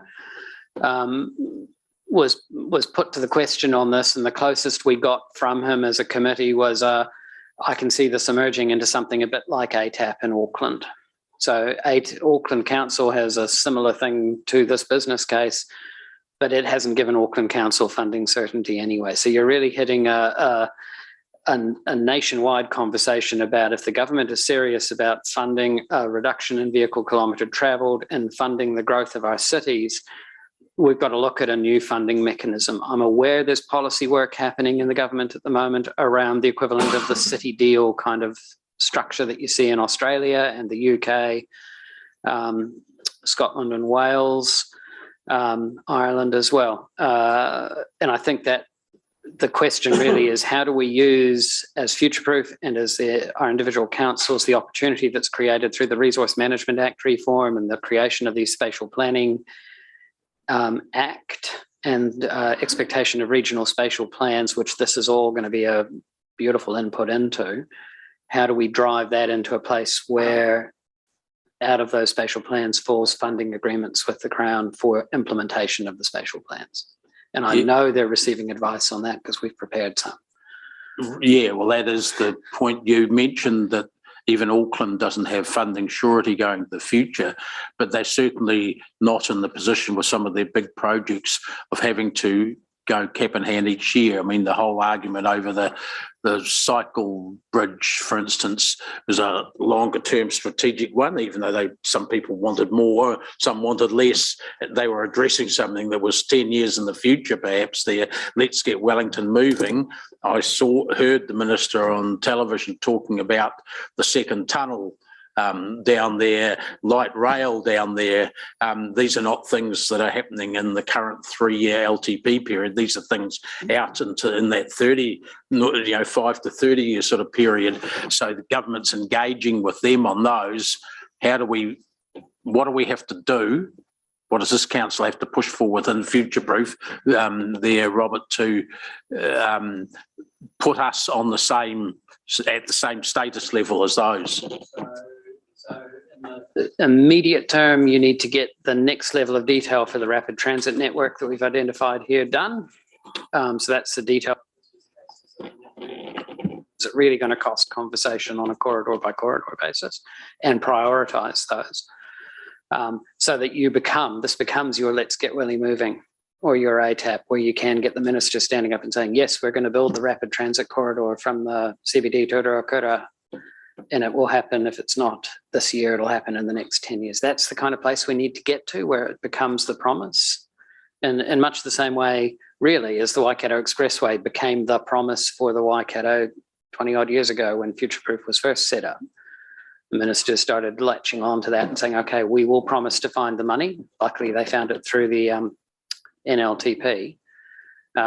This time around, they're going to have to find money from other sources because they do not have enough money in the NLTP. There is a bit of a difference there with the Waikato Expressway, not because that was a road and this might be mass transit, because that was known from the start as 100% government funded activity, whereas here,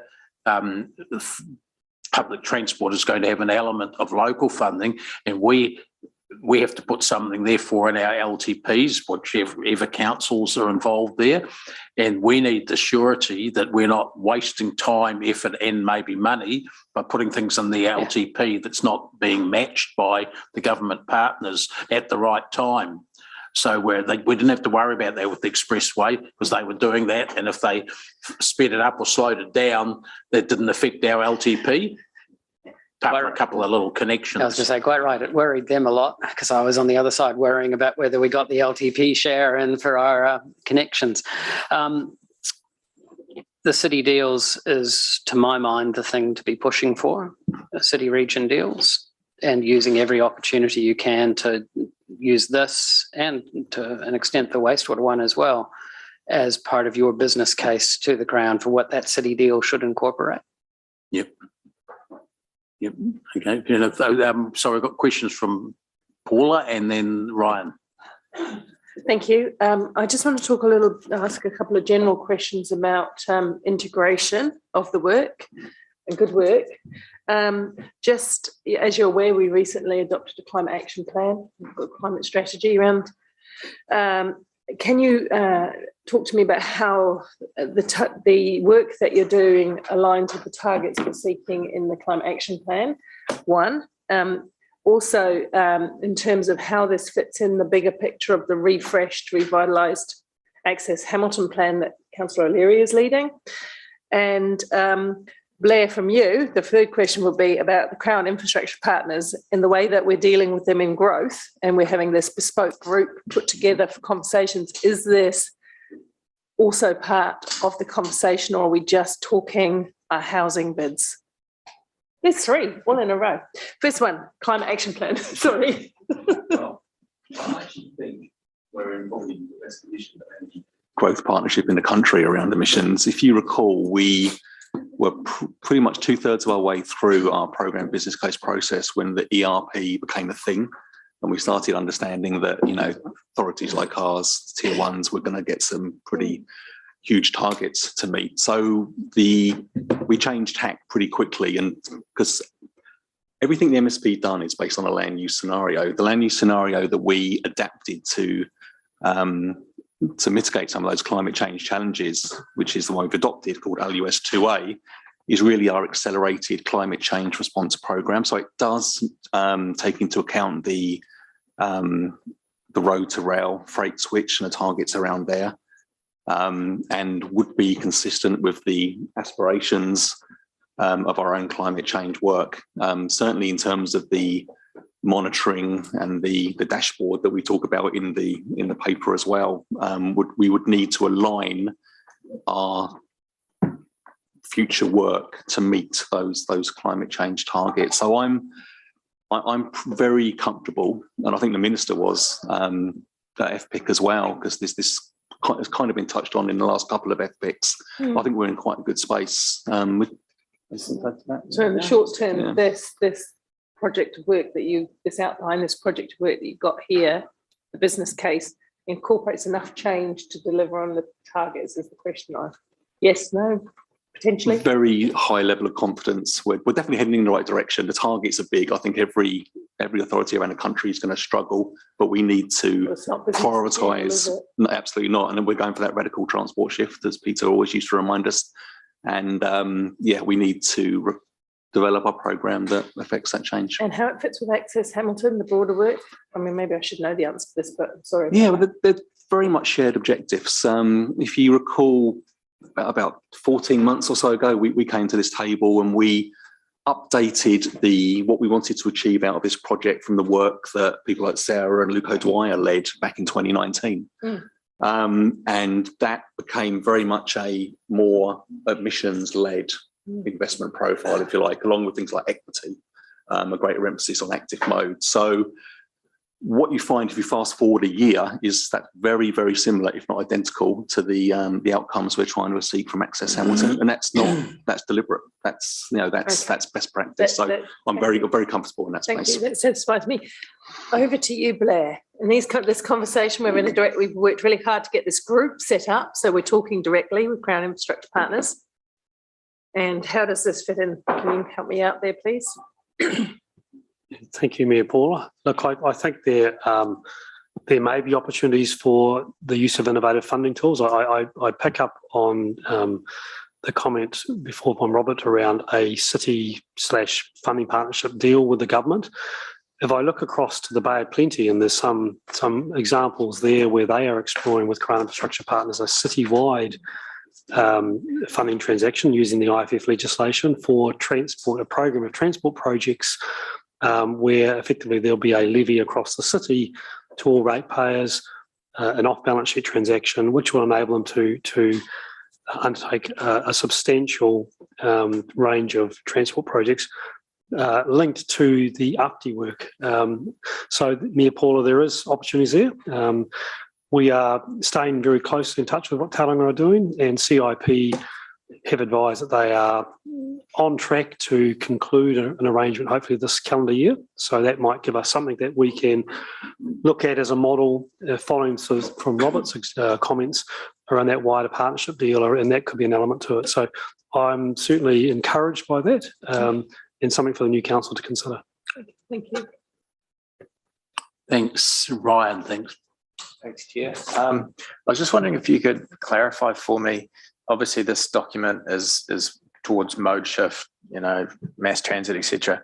Does it complement or is it designed to deter car use? Because there's not much car sort of focus on there. Is that part of the purpose in terms of mode shift? The objectives group in 2019 was around this radical shift that we mentioned a lot over the last year.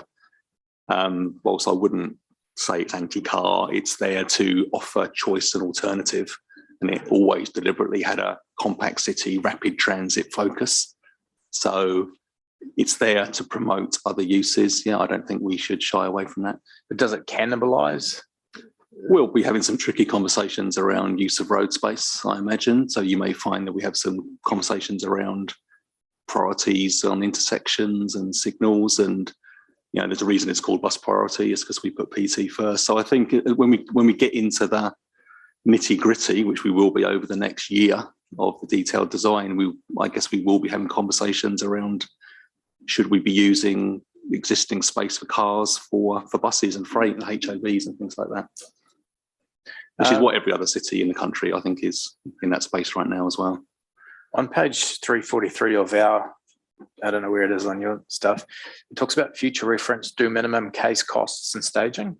So is this the worst case scenario where it talks about first decade, half of Southern Links, second decade, half of Southern Links? Is that if we don't get funding, or what does that mean? Is that in the actual report itself or the it might be in the actual report? future-proof document, the attached. Okay. I haven't got that in front of me.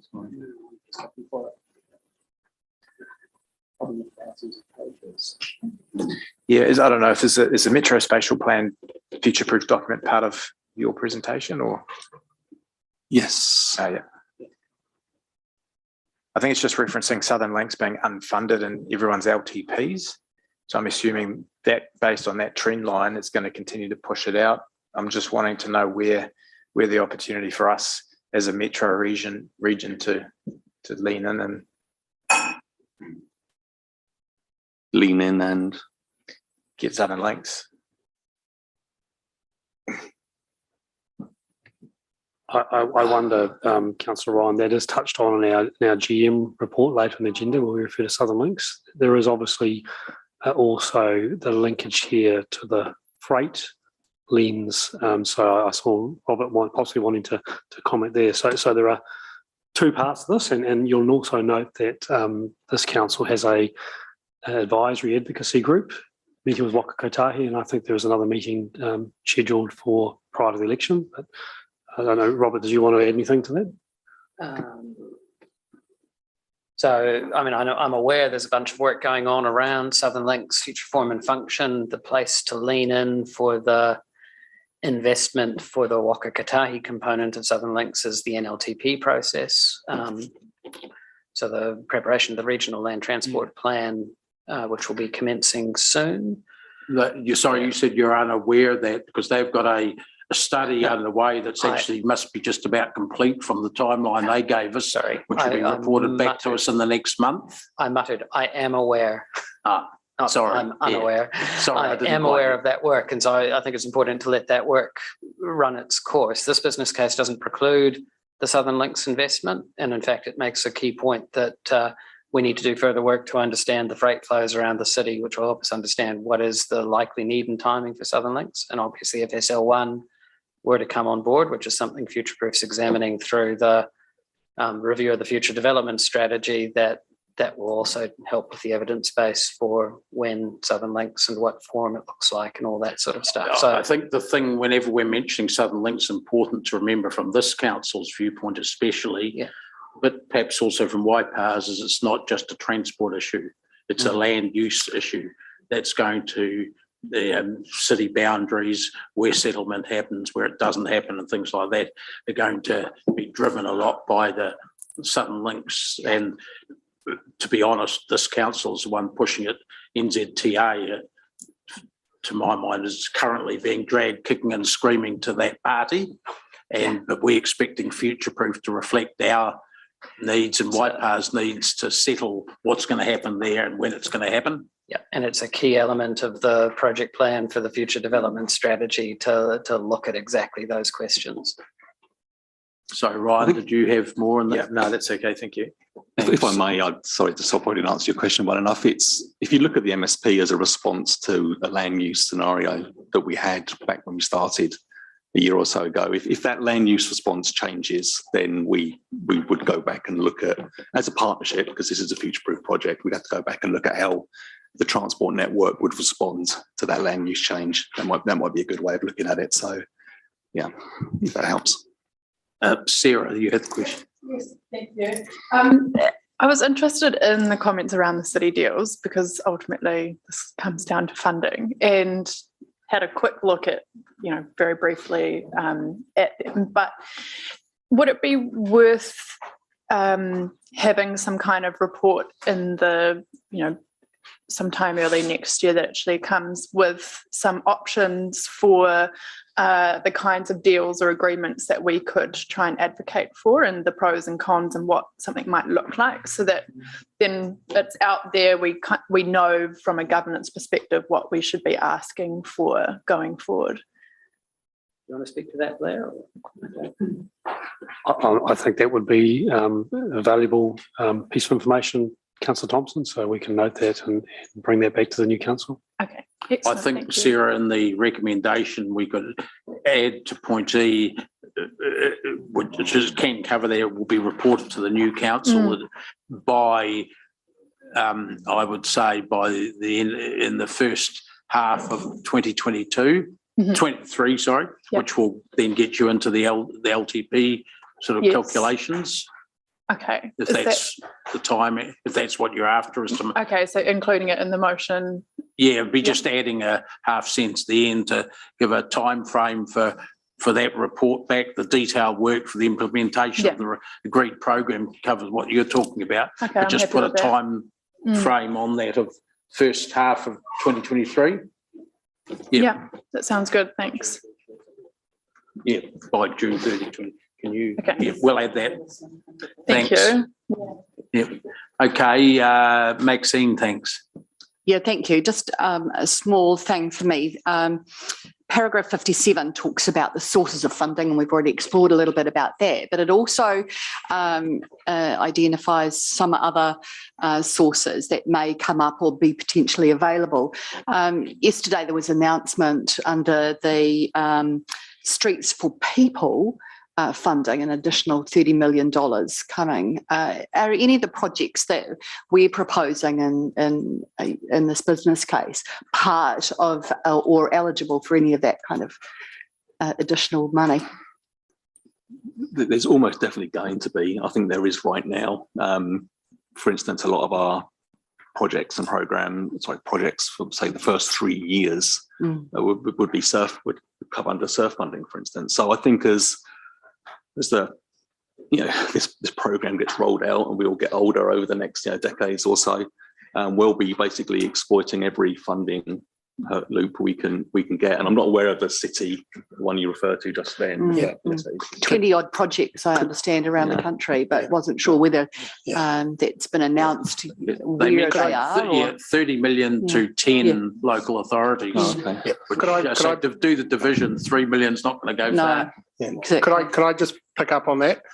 So look, as staff, we take every opportunity to put our hand out and ask for money, and together with you. The fund announced yesterday, we didn't apply to that round of funding, so the $30 million we didn't put an application in. It was sort of, my understanding was a little bit aligned with Innovating Streets, but the one that we have put our application in at the moment through Chair Angela of Infrastructure Operations is the surf funding, and there's a particular one there called Improving Transport Choices Opportunity, So it's a $350 million fund, and we've put in a big application, a very optimistic application for funding for stuff to be spent in the short term. So most of the funding opportunities at the moment are for short-term funding. We understand there's going to be more opportunities coming up for short to medium-term funding. So every time they come up, we have been bringing, reports to council to take opportunities. But at the moment, it's more for that short-term mode shift programs. Thanks, Chris, and thanks, Chair Angela.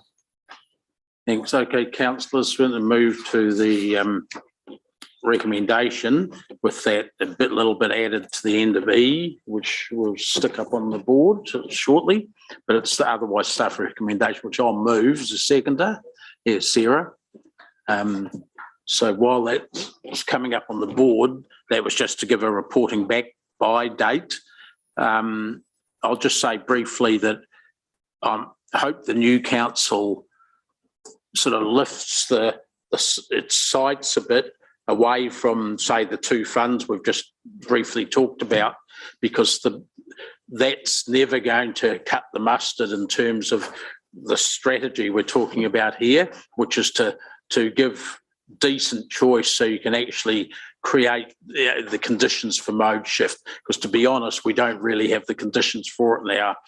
How many times have you heard cyclists say, I wouldn't let my kids cycle, it's too dangerous, or I don't get on the bus because it takes twice as long as the car, and or Councillor Mark saying there's a whole lot of crap in the cycleway, so that's why I have to use my ute and things like that.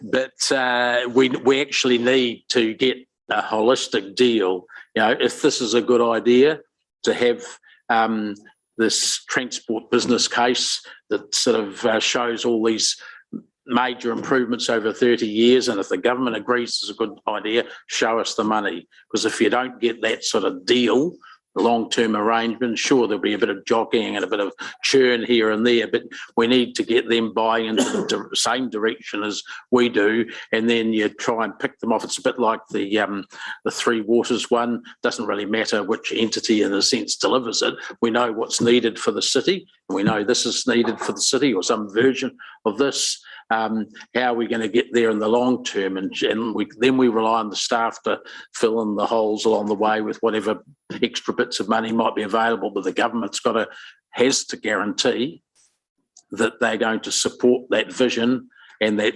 direction of travel. Because if they don't, if they put us in the boat of applying for annual funding, rats and mice sort of funding, we might as well give the whole thing back to them and say, here, we're just not going to do anything, and we're going to blame you for everything that goes wrong because you're not supporting us with the long-term vision. So that's what I personally think the new council should, when it gets this report back, should really be focusing on. Not that I'll be here to worry about it. That's right. Sarah, thanks.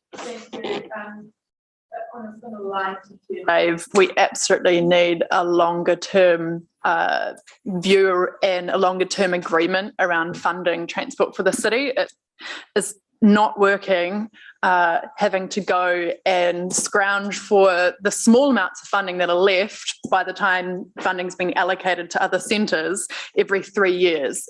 And, we've seen this time round, we put all these things into our long-term plan that the community supported, with 2/3 of submitters saying go faster, go harder with cycling and micromobility. And now we're left disappointed, and our community's left disappointed because a lot of that funding, the co-funding, did not come through.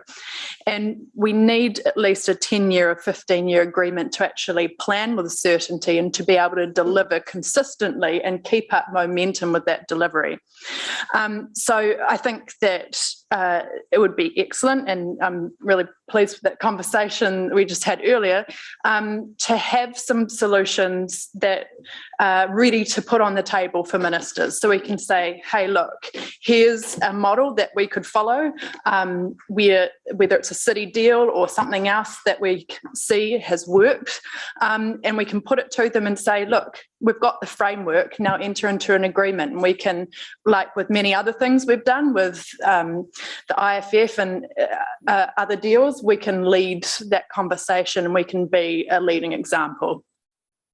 Thanks. Me, Paula, thanks. I agree with a lot of the commentary made so far. I guess I'm going to just take that as given. But what I want to focus on is the integrated planning that's required. We've got a metro spatial plan. We've just looked at different parts of the metro spatial case. We're talking about to the government quite definitively about our needs through future-proof and through the metro spatial plan. And they recognise the high quality of our planning and our business cases. Here's another really good business case. But the best business case is not useful unless money flows to deliver upon it, you know. So here again, well, it's going to be all negative today. I don't mean to be, but we have some massive challenges to face. We know that we're the most car-dependent city in New Zealand. 85% of our trips are done by car. We are going to have to transition. We have to, of course, realise that cars remain part of the immediate community need, but we do need to work quite urgently to start changing that future. And that's why I'm very pleased with the work that Councillor O'Leary is doing through the Access Hamilton, which needed refreshing, but actually takes an integrated approach. So we can't just talk about transport if we're not prepared to integrate it into how it fits with our urban planning and also with other relevant policies. We can't have a climate action plan with targets for reductions and then not do anything about it. This is going to take some brave conversations with Hamilton public because no one wants to be prized out of their car, especially on a wet day in the Waikato. But, you know, we are going to have to provide efficient, easy to use and cost-effective alternatives. And unless we put that all on the ratepayer, which we cannot, we won't get there. So there again, make no bones about it. Dave, myself, Blair, Lance, and all of those who've spoken with ministers directly over this last 2 years have said that repeatedly. Now, this is the case. Show us the money, government. Show us the money. Partner with us because we both know at both ends that we can't get it done any other way. Thanks. Okay, we'll move to a vote. Show of hands, thanks. Those in favour, against, that's carried unanimously, thanks. Now we'll keep moving on back to item 8 now. Memo of understanding in relation to WA and R2 and SL1 as well. Karen's online. There she is. Good day, everybody. Tell us what you said to the Minister on Friday, Karen. I said we'd really like to get some funding, preferably in the form of a grant. You said it so nicely. How could he refuse? Great. Okay, well, welcome everybody. I'll just do a very brief introduction of this report before we go to questions. So at the last Strategic Growth Committee meeting on the 26th of July, we outlined the next steps for R2, WA and SL1.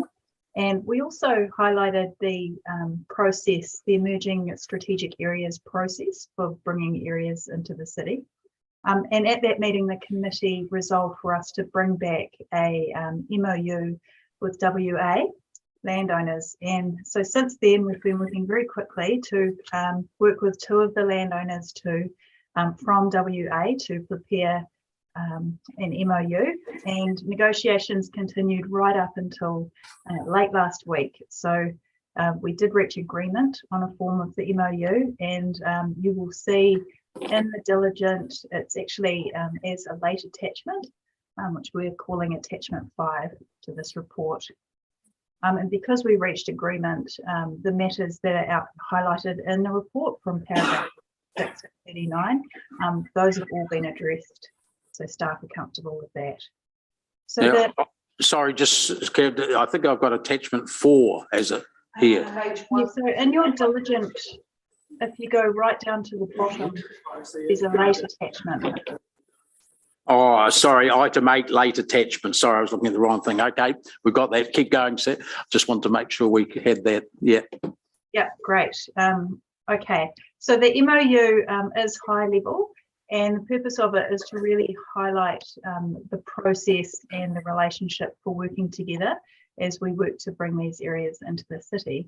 To note, it is not a detailed private developer agreement. That will come later in the process before the boundary change. And the MOU really reflects the direction that the committee's provided to staff. So that is to ensure that any new developments outside the boundaries are aligned with the HUG's out of boundary principles, and to ensure that those who who benefit from growth pay their share of growth. And really it's about ensuring that we're enabling quality communities from the start, while also limiting the financial burden on the future ratepayers. So the next steps for following the MOUs are completing the scoping studies for WA, R2 and SL1, and those are underway and expected to be completed in early 2023. And those will feed into the work that's happening through Future Proof for the future development strategy. I will just highlight as well, it's an important point that while staff have been able to complete the MOU and the scoping studies within our existing budgets and within existing resources, I will point out that there is no funding to continue any work or next steps associated with these areas. So what staff will do is bring back, quantify the cost required and bring back costs for consideration to the new council for future annual plans and LTPs. Sorry, sorry, Karen, just on that, I'll get Blair to maybe talk a little bit about that later, because I've had discussion with them, as have at least one other councillor, about having that information coming back in time and in a way that can be factored into the annual plan, you know, that sort of exercise. So maybe at the end of this, you could address that, Blair. Yes, or at least you want to, because you just mentioned that it needed to be done, but it needs to be done by in a certain way. So, I mean, management have to get it into the early cuts of the annual plan, and then we have to make decisions, you know, sometime early next year based on information. So this doesn't quite have a timeline built into it. Okay. The current resolution. Okay, great.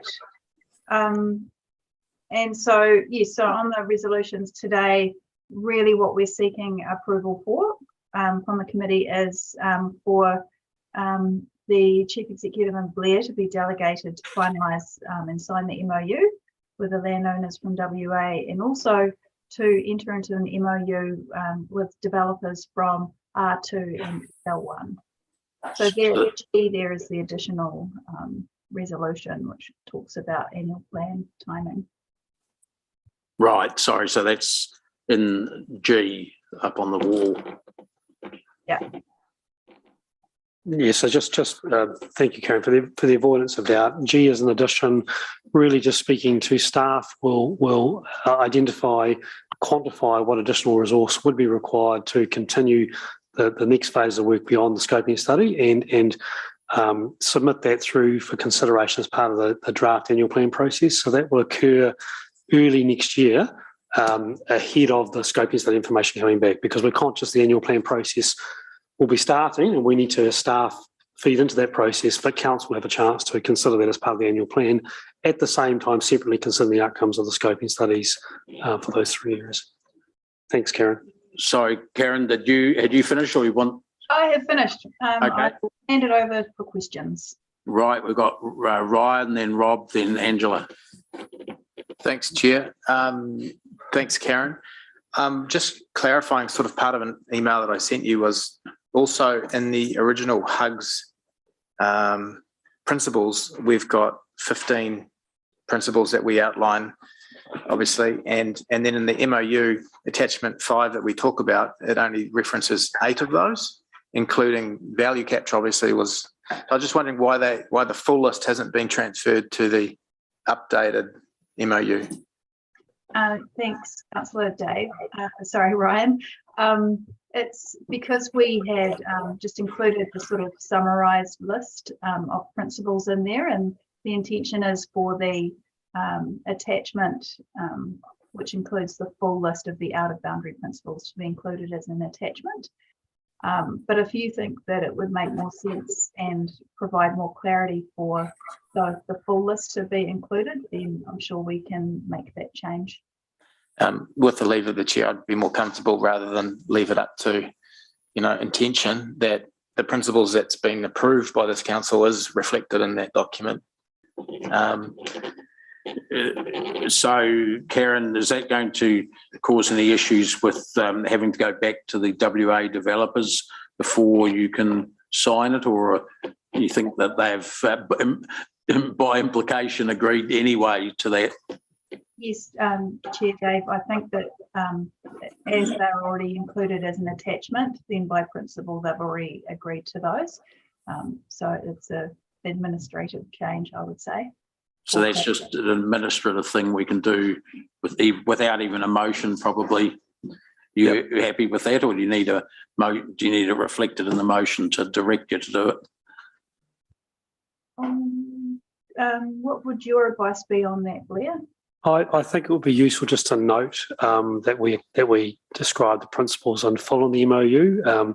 Would just be helpful to have that resolution until we go back to the we maybe do an H, noting that the full list of HUG's principles will be included in each agreement, I think. Yeah, thanks. And if you could bring up that new motion that you put up before, Chair, as well, that G.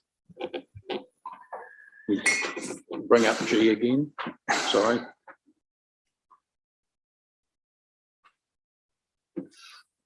I just wonder, Blair, perhaps your guidance here, that, this is good and that staff will identify, quantify the costs associated with us resourcing it.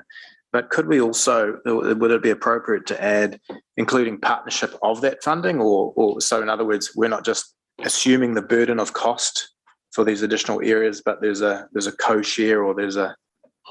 I would say that's implied, Councillor Ryan, because the MOU talks about those principles, including the other parties contributing substantial funding. So, see, our annual plan, while it has a cost line, also has a revenue line, which sometimes has nothing in. But for instance, if we put a new road in, we'd put the full cost in on one side and the subsidy that we'd get from the partner on the other side. So that doesn't sort of say that's all our cost, the way I've read it. So I think you can be assured that what staff will be looking at here is the incremental cost that we need to think about above existing resources that isn't to be met by the development partners in terms of the next phase of work. Okay, thank you. Thanks. Rob, thanks. Yeah, thanks, Karen, for the report. Just in terms of the memorandum of understanding, is it intended that there would be a single agreement with each of the owners, or is it likely to be a multi-partner type agreement? And I'm asking that question because and if I think of WA, there may be costs that individual owners might want to share rather than each individually come to council with a set of infrastructure costs, which may result in duplication, and it may be more efficient for the individual owners to share those costs. So thanks, Councillor Rob. The MOU has been written so that it can be applied to all landowners in the area should they wish to enter into an agreement with council. But if Lachlan is sitting at the end of the table, he might also have... Oh, hello, Lachlan. Forgot about you. Thanks. No, I didn't. Thank you, Chair Dave. Before I start, can I just make a very quick comment? I want to just acknowledge you, Chair Dave, and also Rob and Martin, who I think are the departing councillors. I've very much enjoyed fielding your penetrating questions over the last decade or however long it's been. And I just want to acknowledge the contribution that you've made to council. So thank you very much. The point about the parties here is it's a little bit tricky in this one, because the parties that the council's been engaging with aren't all of the current landowners in WA. It's just the landowners that are currently motivated to want to engage. So the document's been drafted on the basis that it will capture those landowners who are sufficiently motivated to sign up to this arrangement, but it's very much able to be replicated and have those additional landowners join to the MOU over time if they get on board. So the flexibility is there. So is the next step then in the process, when the developer's ready to go, that we would then move from the MOU to a PDA? Is that the logical step? Yes, that is. And that's a very important point, is that this is an MOU, which is, as the name suggests, a memorandum of understanding. It's non-binding. Both parties can, if they decide that this process isn't really working for them, they can give notice to the other side that it's not, and they can walk away. You'd hope that neither party would be in that position, but that's the status of this document. It's non-binding in that sense. But the idea is that this will create the framework for the relationship to keep moving forward towards a point where this council is ready to trigger the transfer. And the MOU makes it very clear that immediately before there's the triggering of the transfer, there must be a development agreement entered into.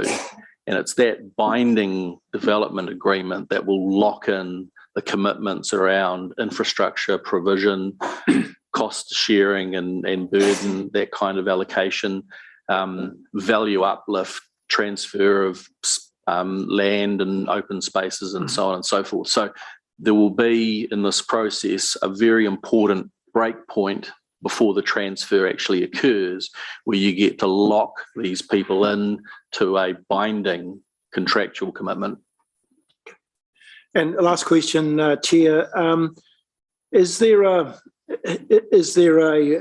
promise or a legal liability on council to say, if we do sign this memorandum of understanding and then move to PDAs or whatever, that we have the capability of providing that infrastructure at the gate? That is, the pipes and so forth beyond the subdivision to supply the water, take away the sewage and so forth. Yeah. Is that, at what stage are we potentially either legally liable or have a reputational risk that we might not be able to meet the requirements of the developers or the owners? Yeah. So the first point about when are you legally liable, that won't come, certainly not now. This is all about providing a framework that moves a process forward to a point where those development agreement commitments are made. It'll be in the development agreement that the commitments are made, both on the developer's part in terms of what they will bring to the table, but also what the city will bring to the table in terms of access to the network and so on. So it's at that moment that the legal commitments will manifest. And quite frankly, it's at that point that if you didn't deliver on those legal commitments, there'd be reputational issues. Yeah, sure. I think up until that point, I think the MOU is sufficiently flexible and it establishes all of the right principles to allow you to walk away as a city if this wasn't a deal that ultimately you felt worked for the city. Okay, thank you. Thanks, Chair. Thanks, Sarah. Thanks. With the Lachlan or whoever, or Karen, I might be getting ahead of things a bit because I understand that the scoping document will look into these issues, but given the landowners are only 41% who are currently motivated, is it possible then, if we find that there's a lack of motivation from others, that we only look at rezoning and enabling those sections? What are our options? Councillor, through you, Chair, I think that's a really good question. So the scoping report will help articulate that. So obviously some of that information we're privy to already. Now that will inform this committee's decision making around progressing these areas or not. Yeah. And clearly land ownership composition should be one of those key factors, along with what these developers are willing to put on the table by way of supporting infrastructure upgrades, providing land for parks and the like and things like that. So the onus. Sorry, could I just say one thing there? This committee, in fact, has expressed a strong preference to not just go when they bring in new areas, for instance, or considering that, not just to go with ownership parcels, to go with logical bigger area precincts, if you like. Yeah. Not in relation, we haven't really had that discussion in relation to WA, but to some nearby areas we have. Yeah, absolutely. I guess though, the onus, would you say, to some extent will be then on those who are motivated to, if they want things to go ahead, because we're taking into account the fact we want whole areas. Look, we've signalled already in our conversations and negotiations on the MOU with these landowners the point that their ownership does not cover the entire area, and that could be problematic going forward. And we have asked them, what conversations have you had with their landowners, because we think that's a really important factor to bear in mind when we're thinking about integrated urban development outcomes on the periphery of the city. Okay, thank you. Last couple of questions were just in terms of the principles, that the outer boundary principles. While we haven't progressed, are there opportunities, for example, when we're looking at value uplift for the Community Lands Trust or around there, and also we weren't specific in HUGs around what growing nature and biodiversity means, given our 10% target minimum for the city. Are we looking at staying consistent with that nature in the city strategy in those discussions? Some of these will be negotiated outcomes. So in the absence of having clear policy directions, these will be the subject of the conversations we have with these developers as we get deeper into these processes. The scoping studies will also help inform, perhaps there's some gully networks within these areas that should be rehabilitated, and therefore that would be an outcome that we would be pushing for, by way of example. Okay, but given the regional policy statement and what it says around minimum 10% and then also nature in the city, is that enough policy direction, or should have we been, if we wanted that outcome definitively? I think it's a little bit more of a grey area when we're talking about these outer boundary areas which are not yet in the jurisdiction of Hamilton City Council, and I think we have more leeway to actually negotiate some better outcomes above and beyond what the kind of policy baseline might be directing us to. Yeah.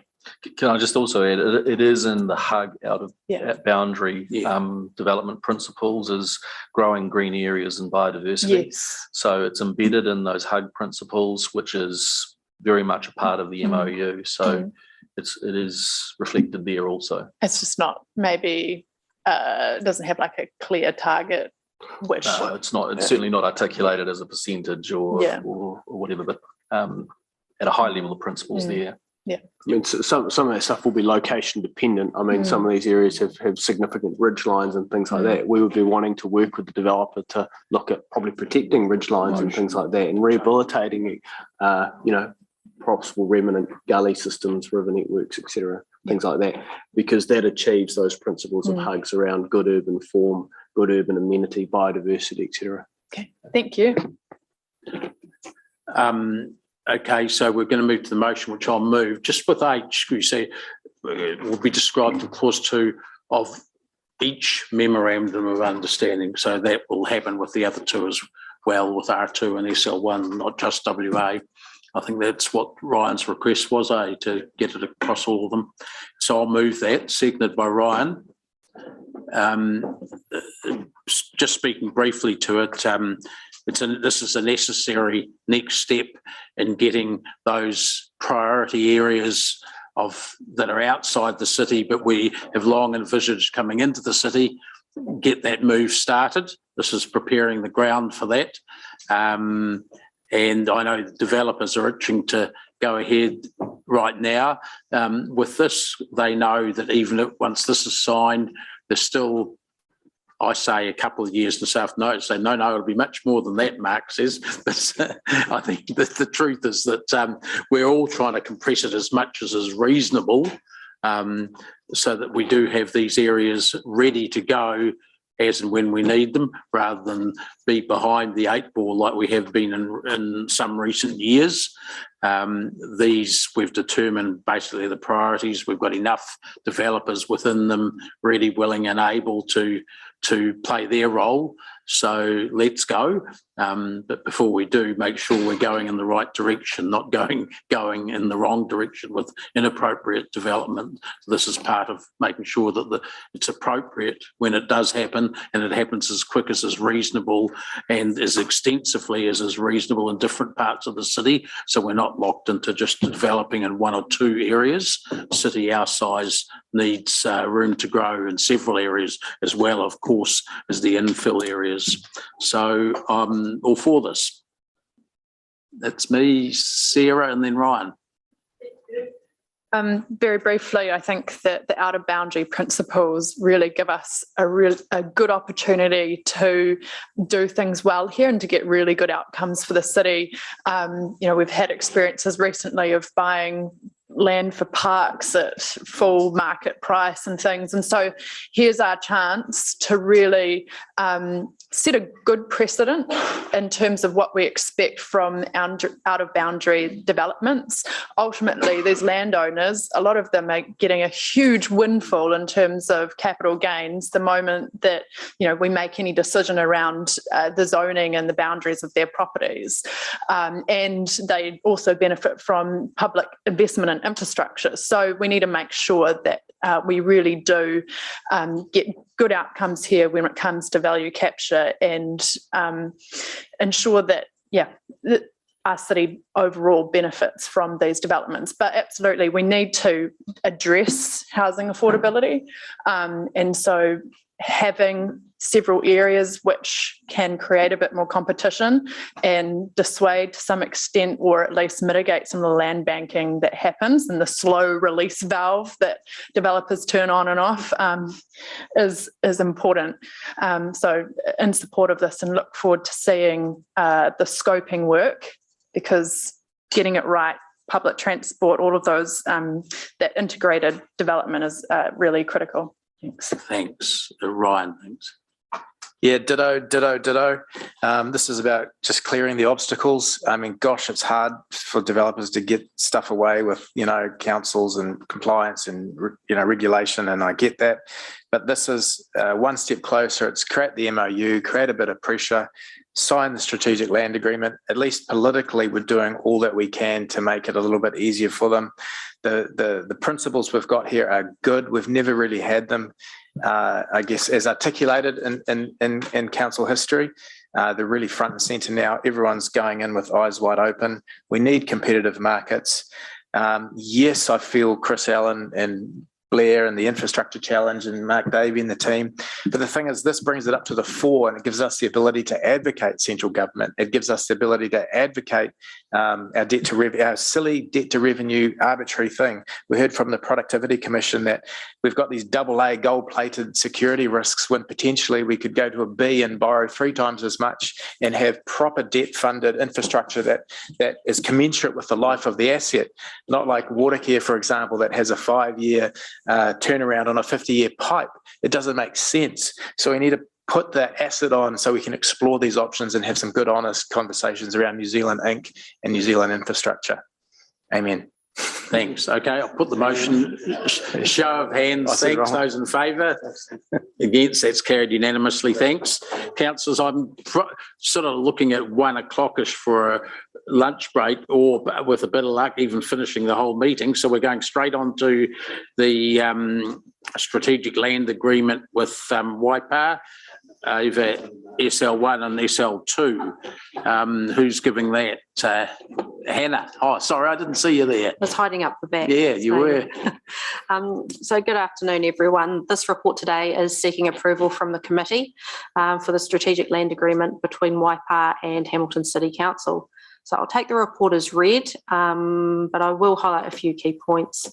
So for a number of years, through all of our cross-boundary planning processes, we've had a desire to put in place a strategic land agreement between our councils, which sets out a process for bringing land into the city for future growth.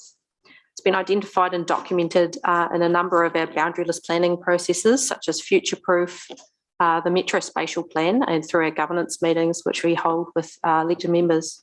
There's also been a lot of increasing inquiries that you'll be aware of from various landowners around the entirety of the city, and specifically in the south, just on the city boundary.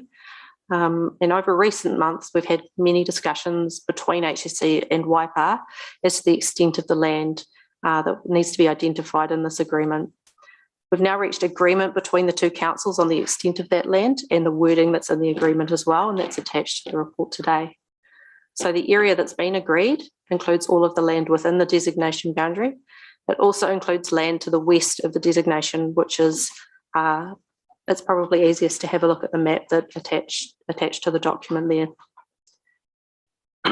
Also important to note, the agreement outlines a process for the transfer of additional areas should they be identified in the future. So it's not locked into the areas that are actually identified on the map now. Should further areas be discussed between the two councils, there's a process in there for us to bring those in and attach them to the current agreement.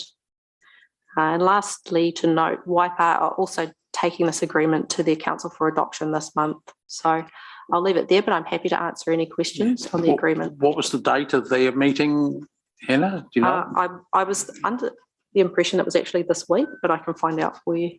Oh, so it's within a week, say? Yeah. Okay, well, good. That's it. That's enough. Yeah, I didn't want it to be sort of like after the election or something like that. No, there's a commitment that we both get it signed off before election. Yeah. So, councillors, I've got a question from Rob, but I'll move it and Ryan will second, or we're going to second it, Mark. Yep, your turn. Prove you were here. Sorry, Rob. Yeah, thanks, Chair. Just a question on the cost to us of the land agreement in terms of the suggestion that we pay up to 10 years of rates. Have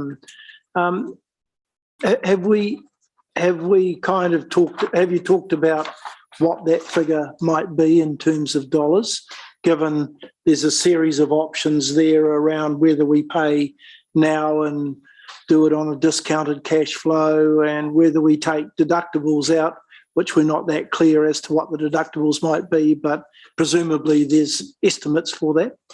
We don't have any official estimates at this point in time. The financial principles that are attached to the agreement are exactly the same or very, very similar to the ones that are in the Waikato district agreements. So it is around that 10-year period. Leah, you might have some more comments on that. No, look, I think we aren't at that stage, Councillor Rob, other than to say that we would obviously rate the area. At our rating level, there'll be the net rates amount. I understand that, yeah. So council will in all times be favourable. It's just the extent of it, but we haven't done that in that figures. We wanted to focus on the agreement and the principles. That will come at a later stage.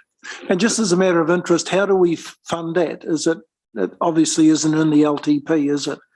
Not at the present time, no, but we would obviously, there would be two parts. There would be helmets to the council rating system, expanding to cover that area, and there would be a payment. And you may recall we had a payment to Waikato District Council for the Ruakura and Te Rapa land that ran for 10 years when that came in. So that wasn't on an actual cost sort of basis. That was just we're going to give them the whole rates to start with, sliding down. It was the rates at the time that it transferred, locked in for 10 years, paid year by year, and our rates income over time went up.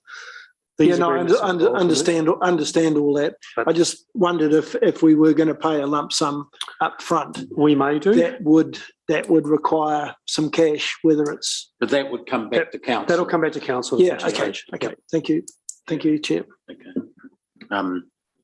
But it would be, in terms of the rates taken, the apportionment back to Waipā, be cost neutral to us in the sense of, our costs get covered from that piece of land there. Yeah. Okay, so I've moved that, seconded by Mark. Yeah. Look, we've debated this issue for several occasions, so there's no need. So there's no need to go through it again. I must admit, I said to staff that I was a bit nervous that they were going after us with their discussion, because originally they were going before us. And we would have seen the colour of their money before we voted.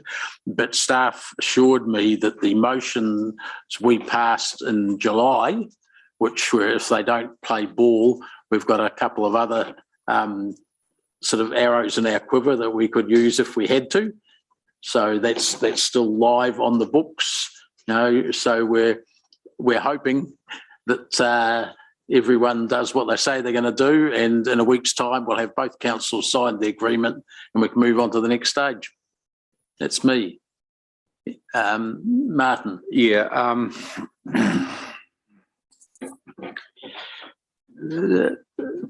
Long and slow, and I certainly won't say tortuous, but I'm so pleased that we appear to have finally got an understanding agreement with our colleague council, the Waikato Council.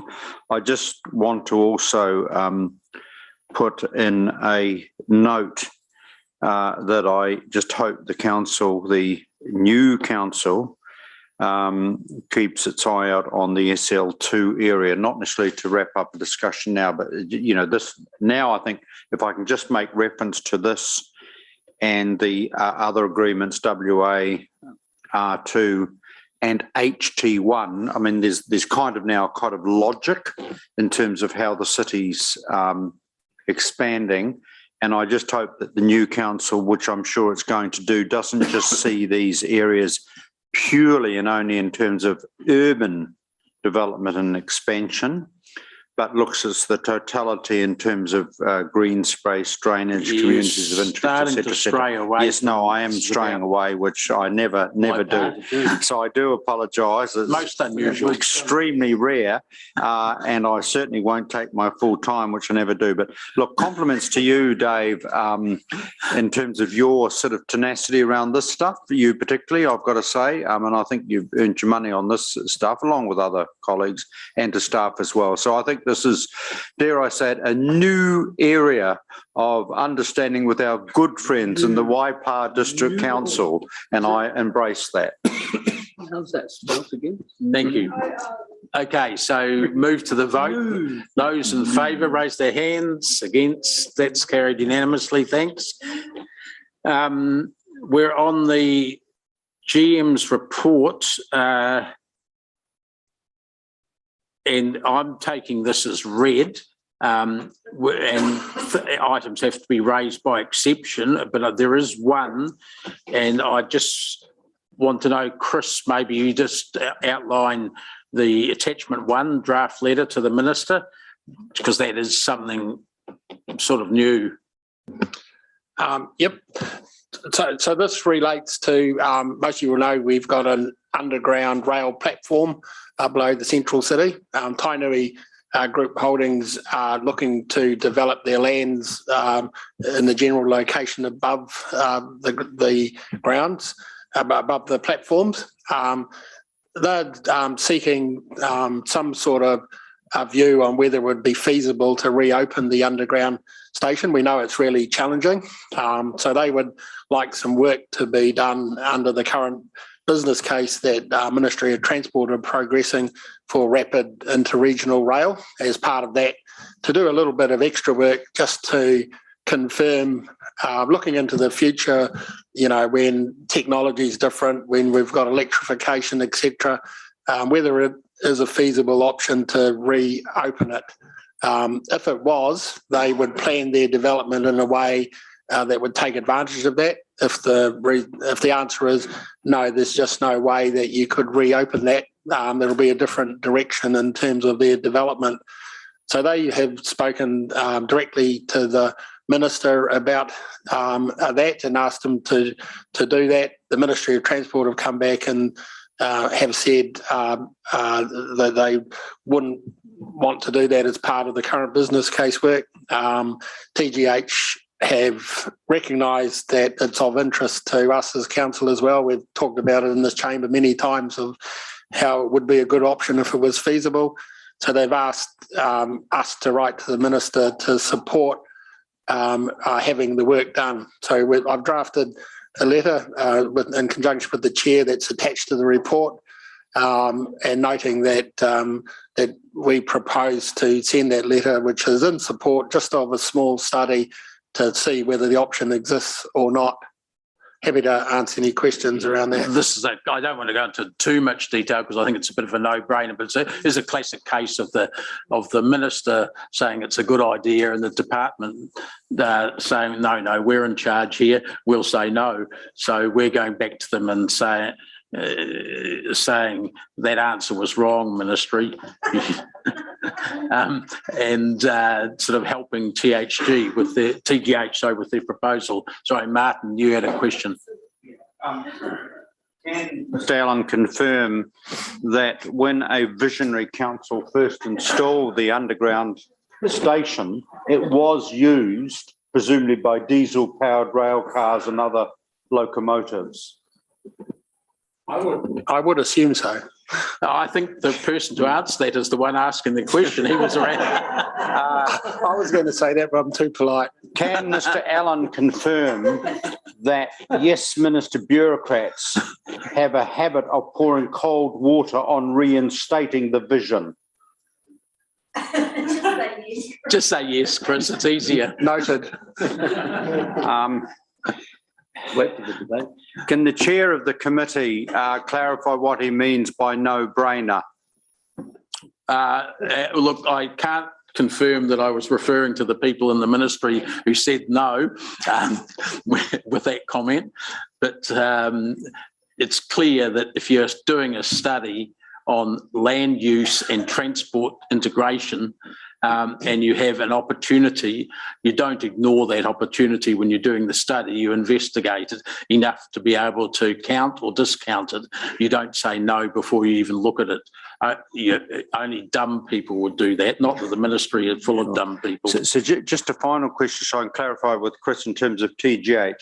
I mean, obviously what the TGH, I've got this clear, is they're still considering that we had a historic existing platform that was used, was successful, is part of the original transport centre and is close to the current transport centre, albeit from the other side.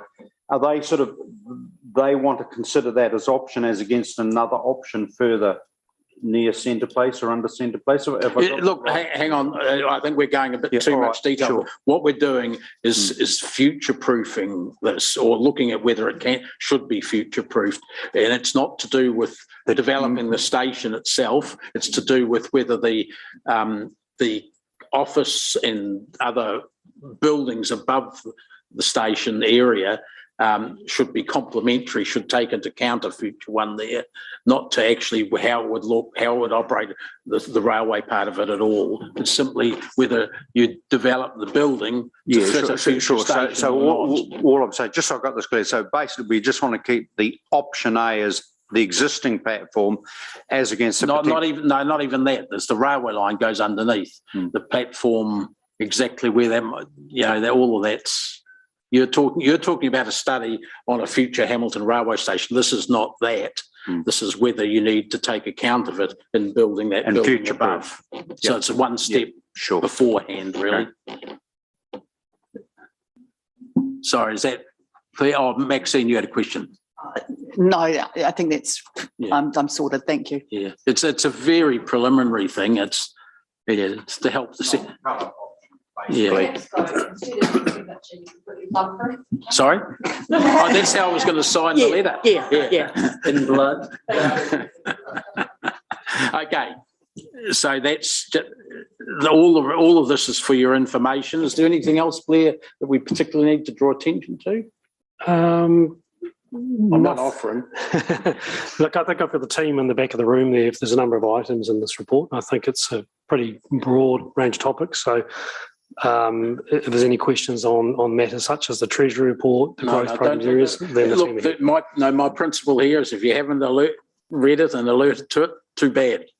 Seriously, and just be aware, councillors, it's not, you can go to staff at any time to ask questions about any of these topics, whether they're in reports to the meeting or not.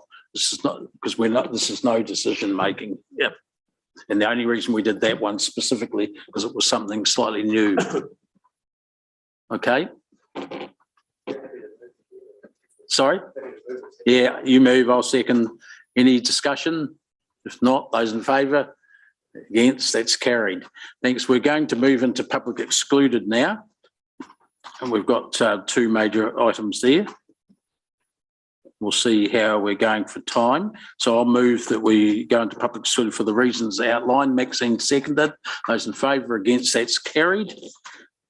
So in a minute or so, we'll move on to that.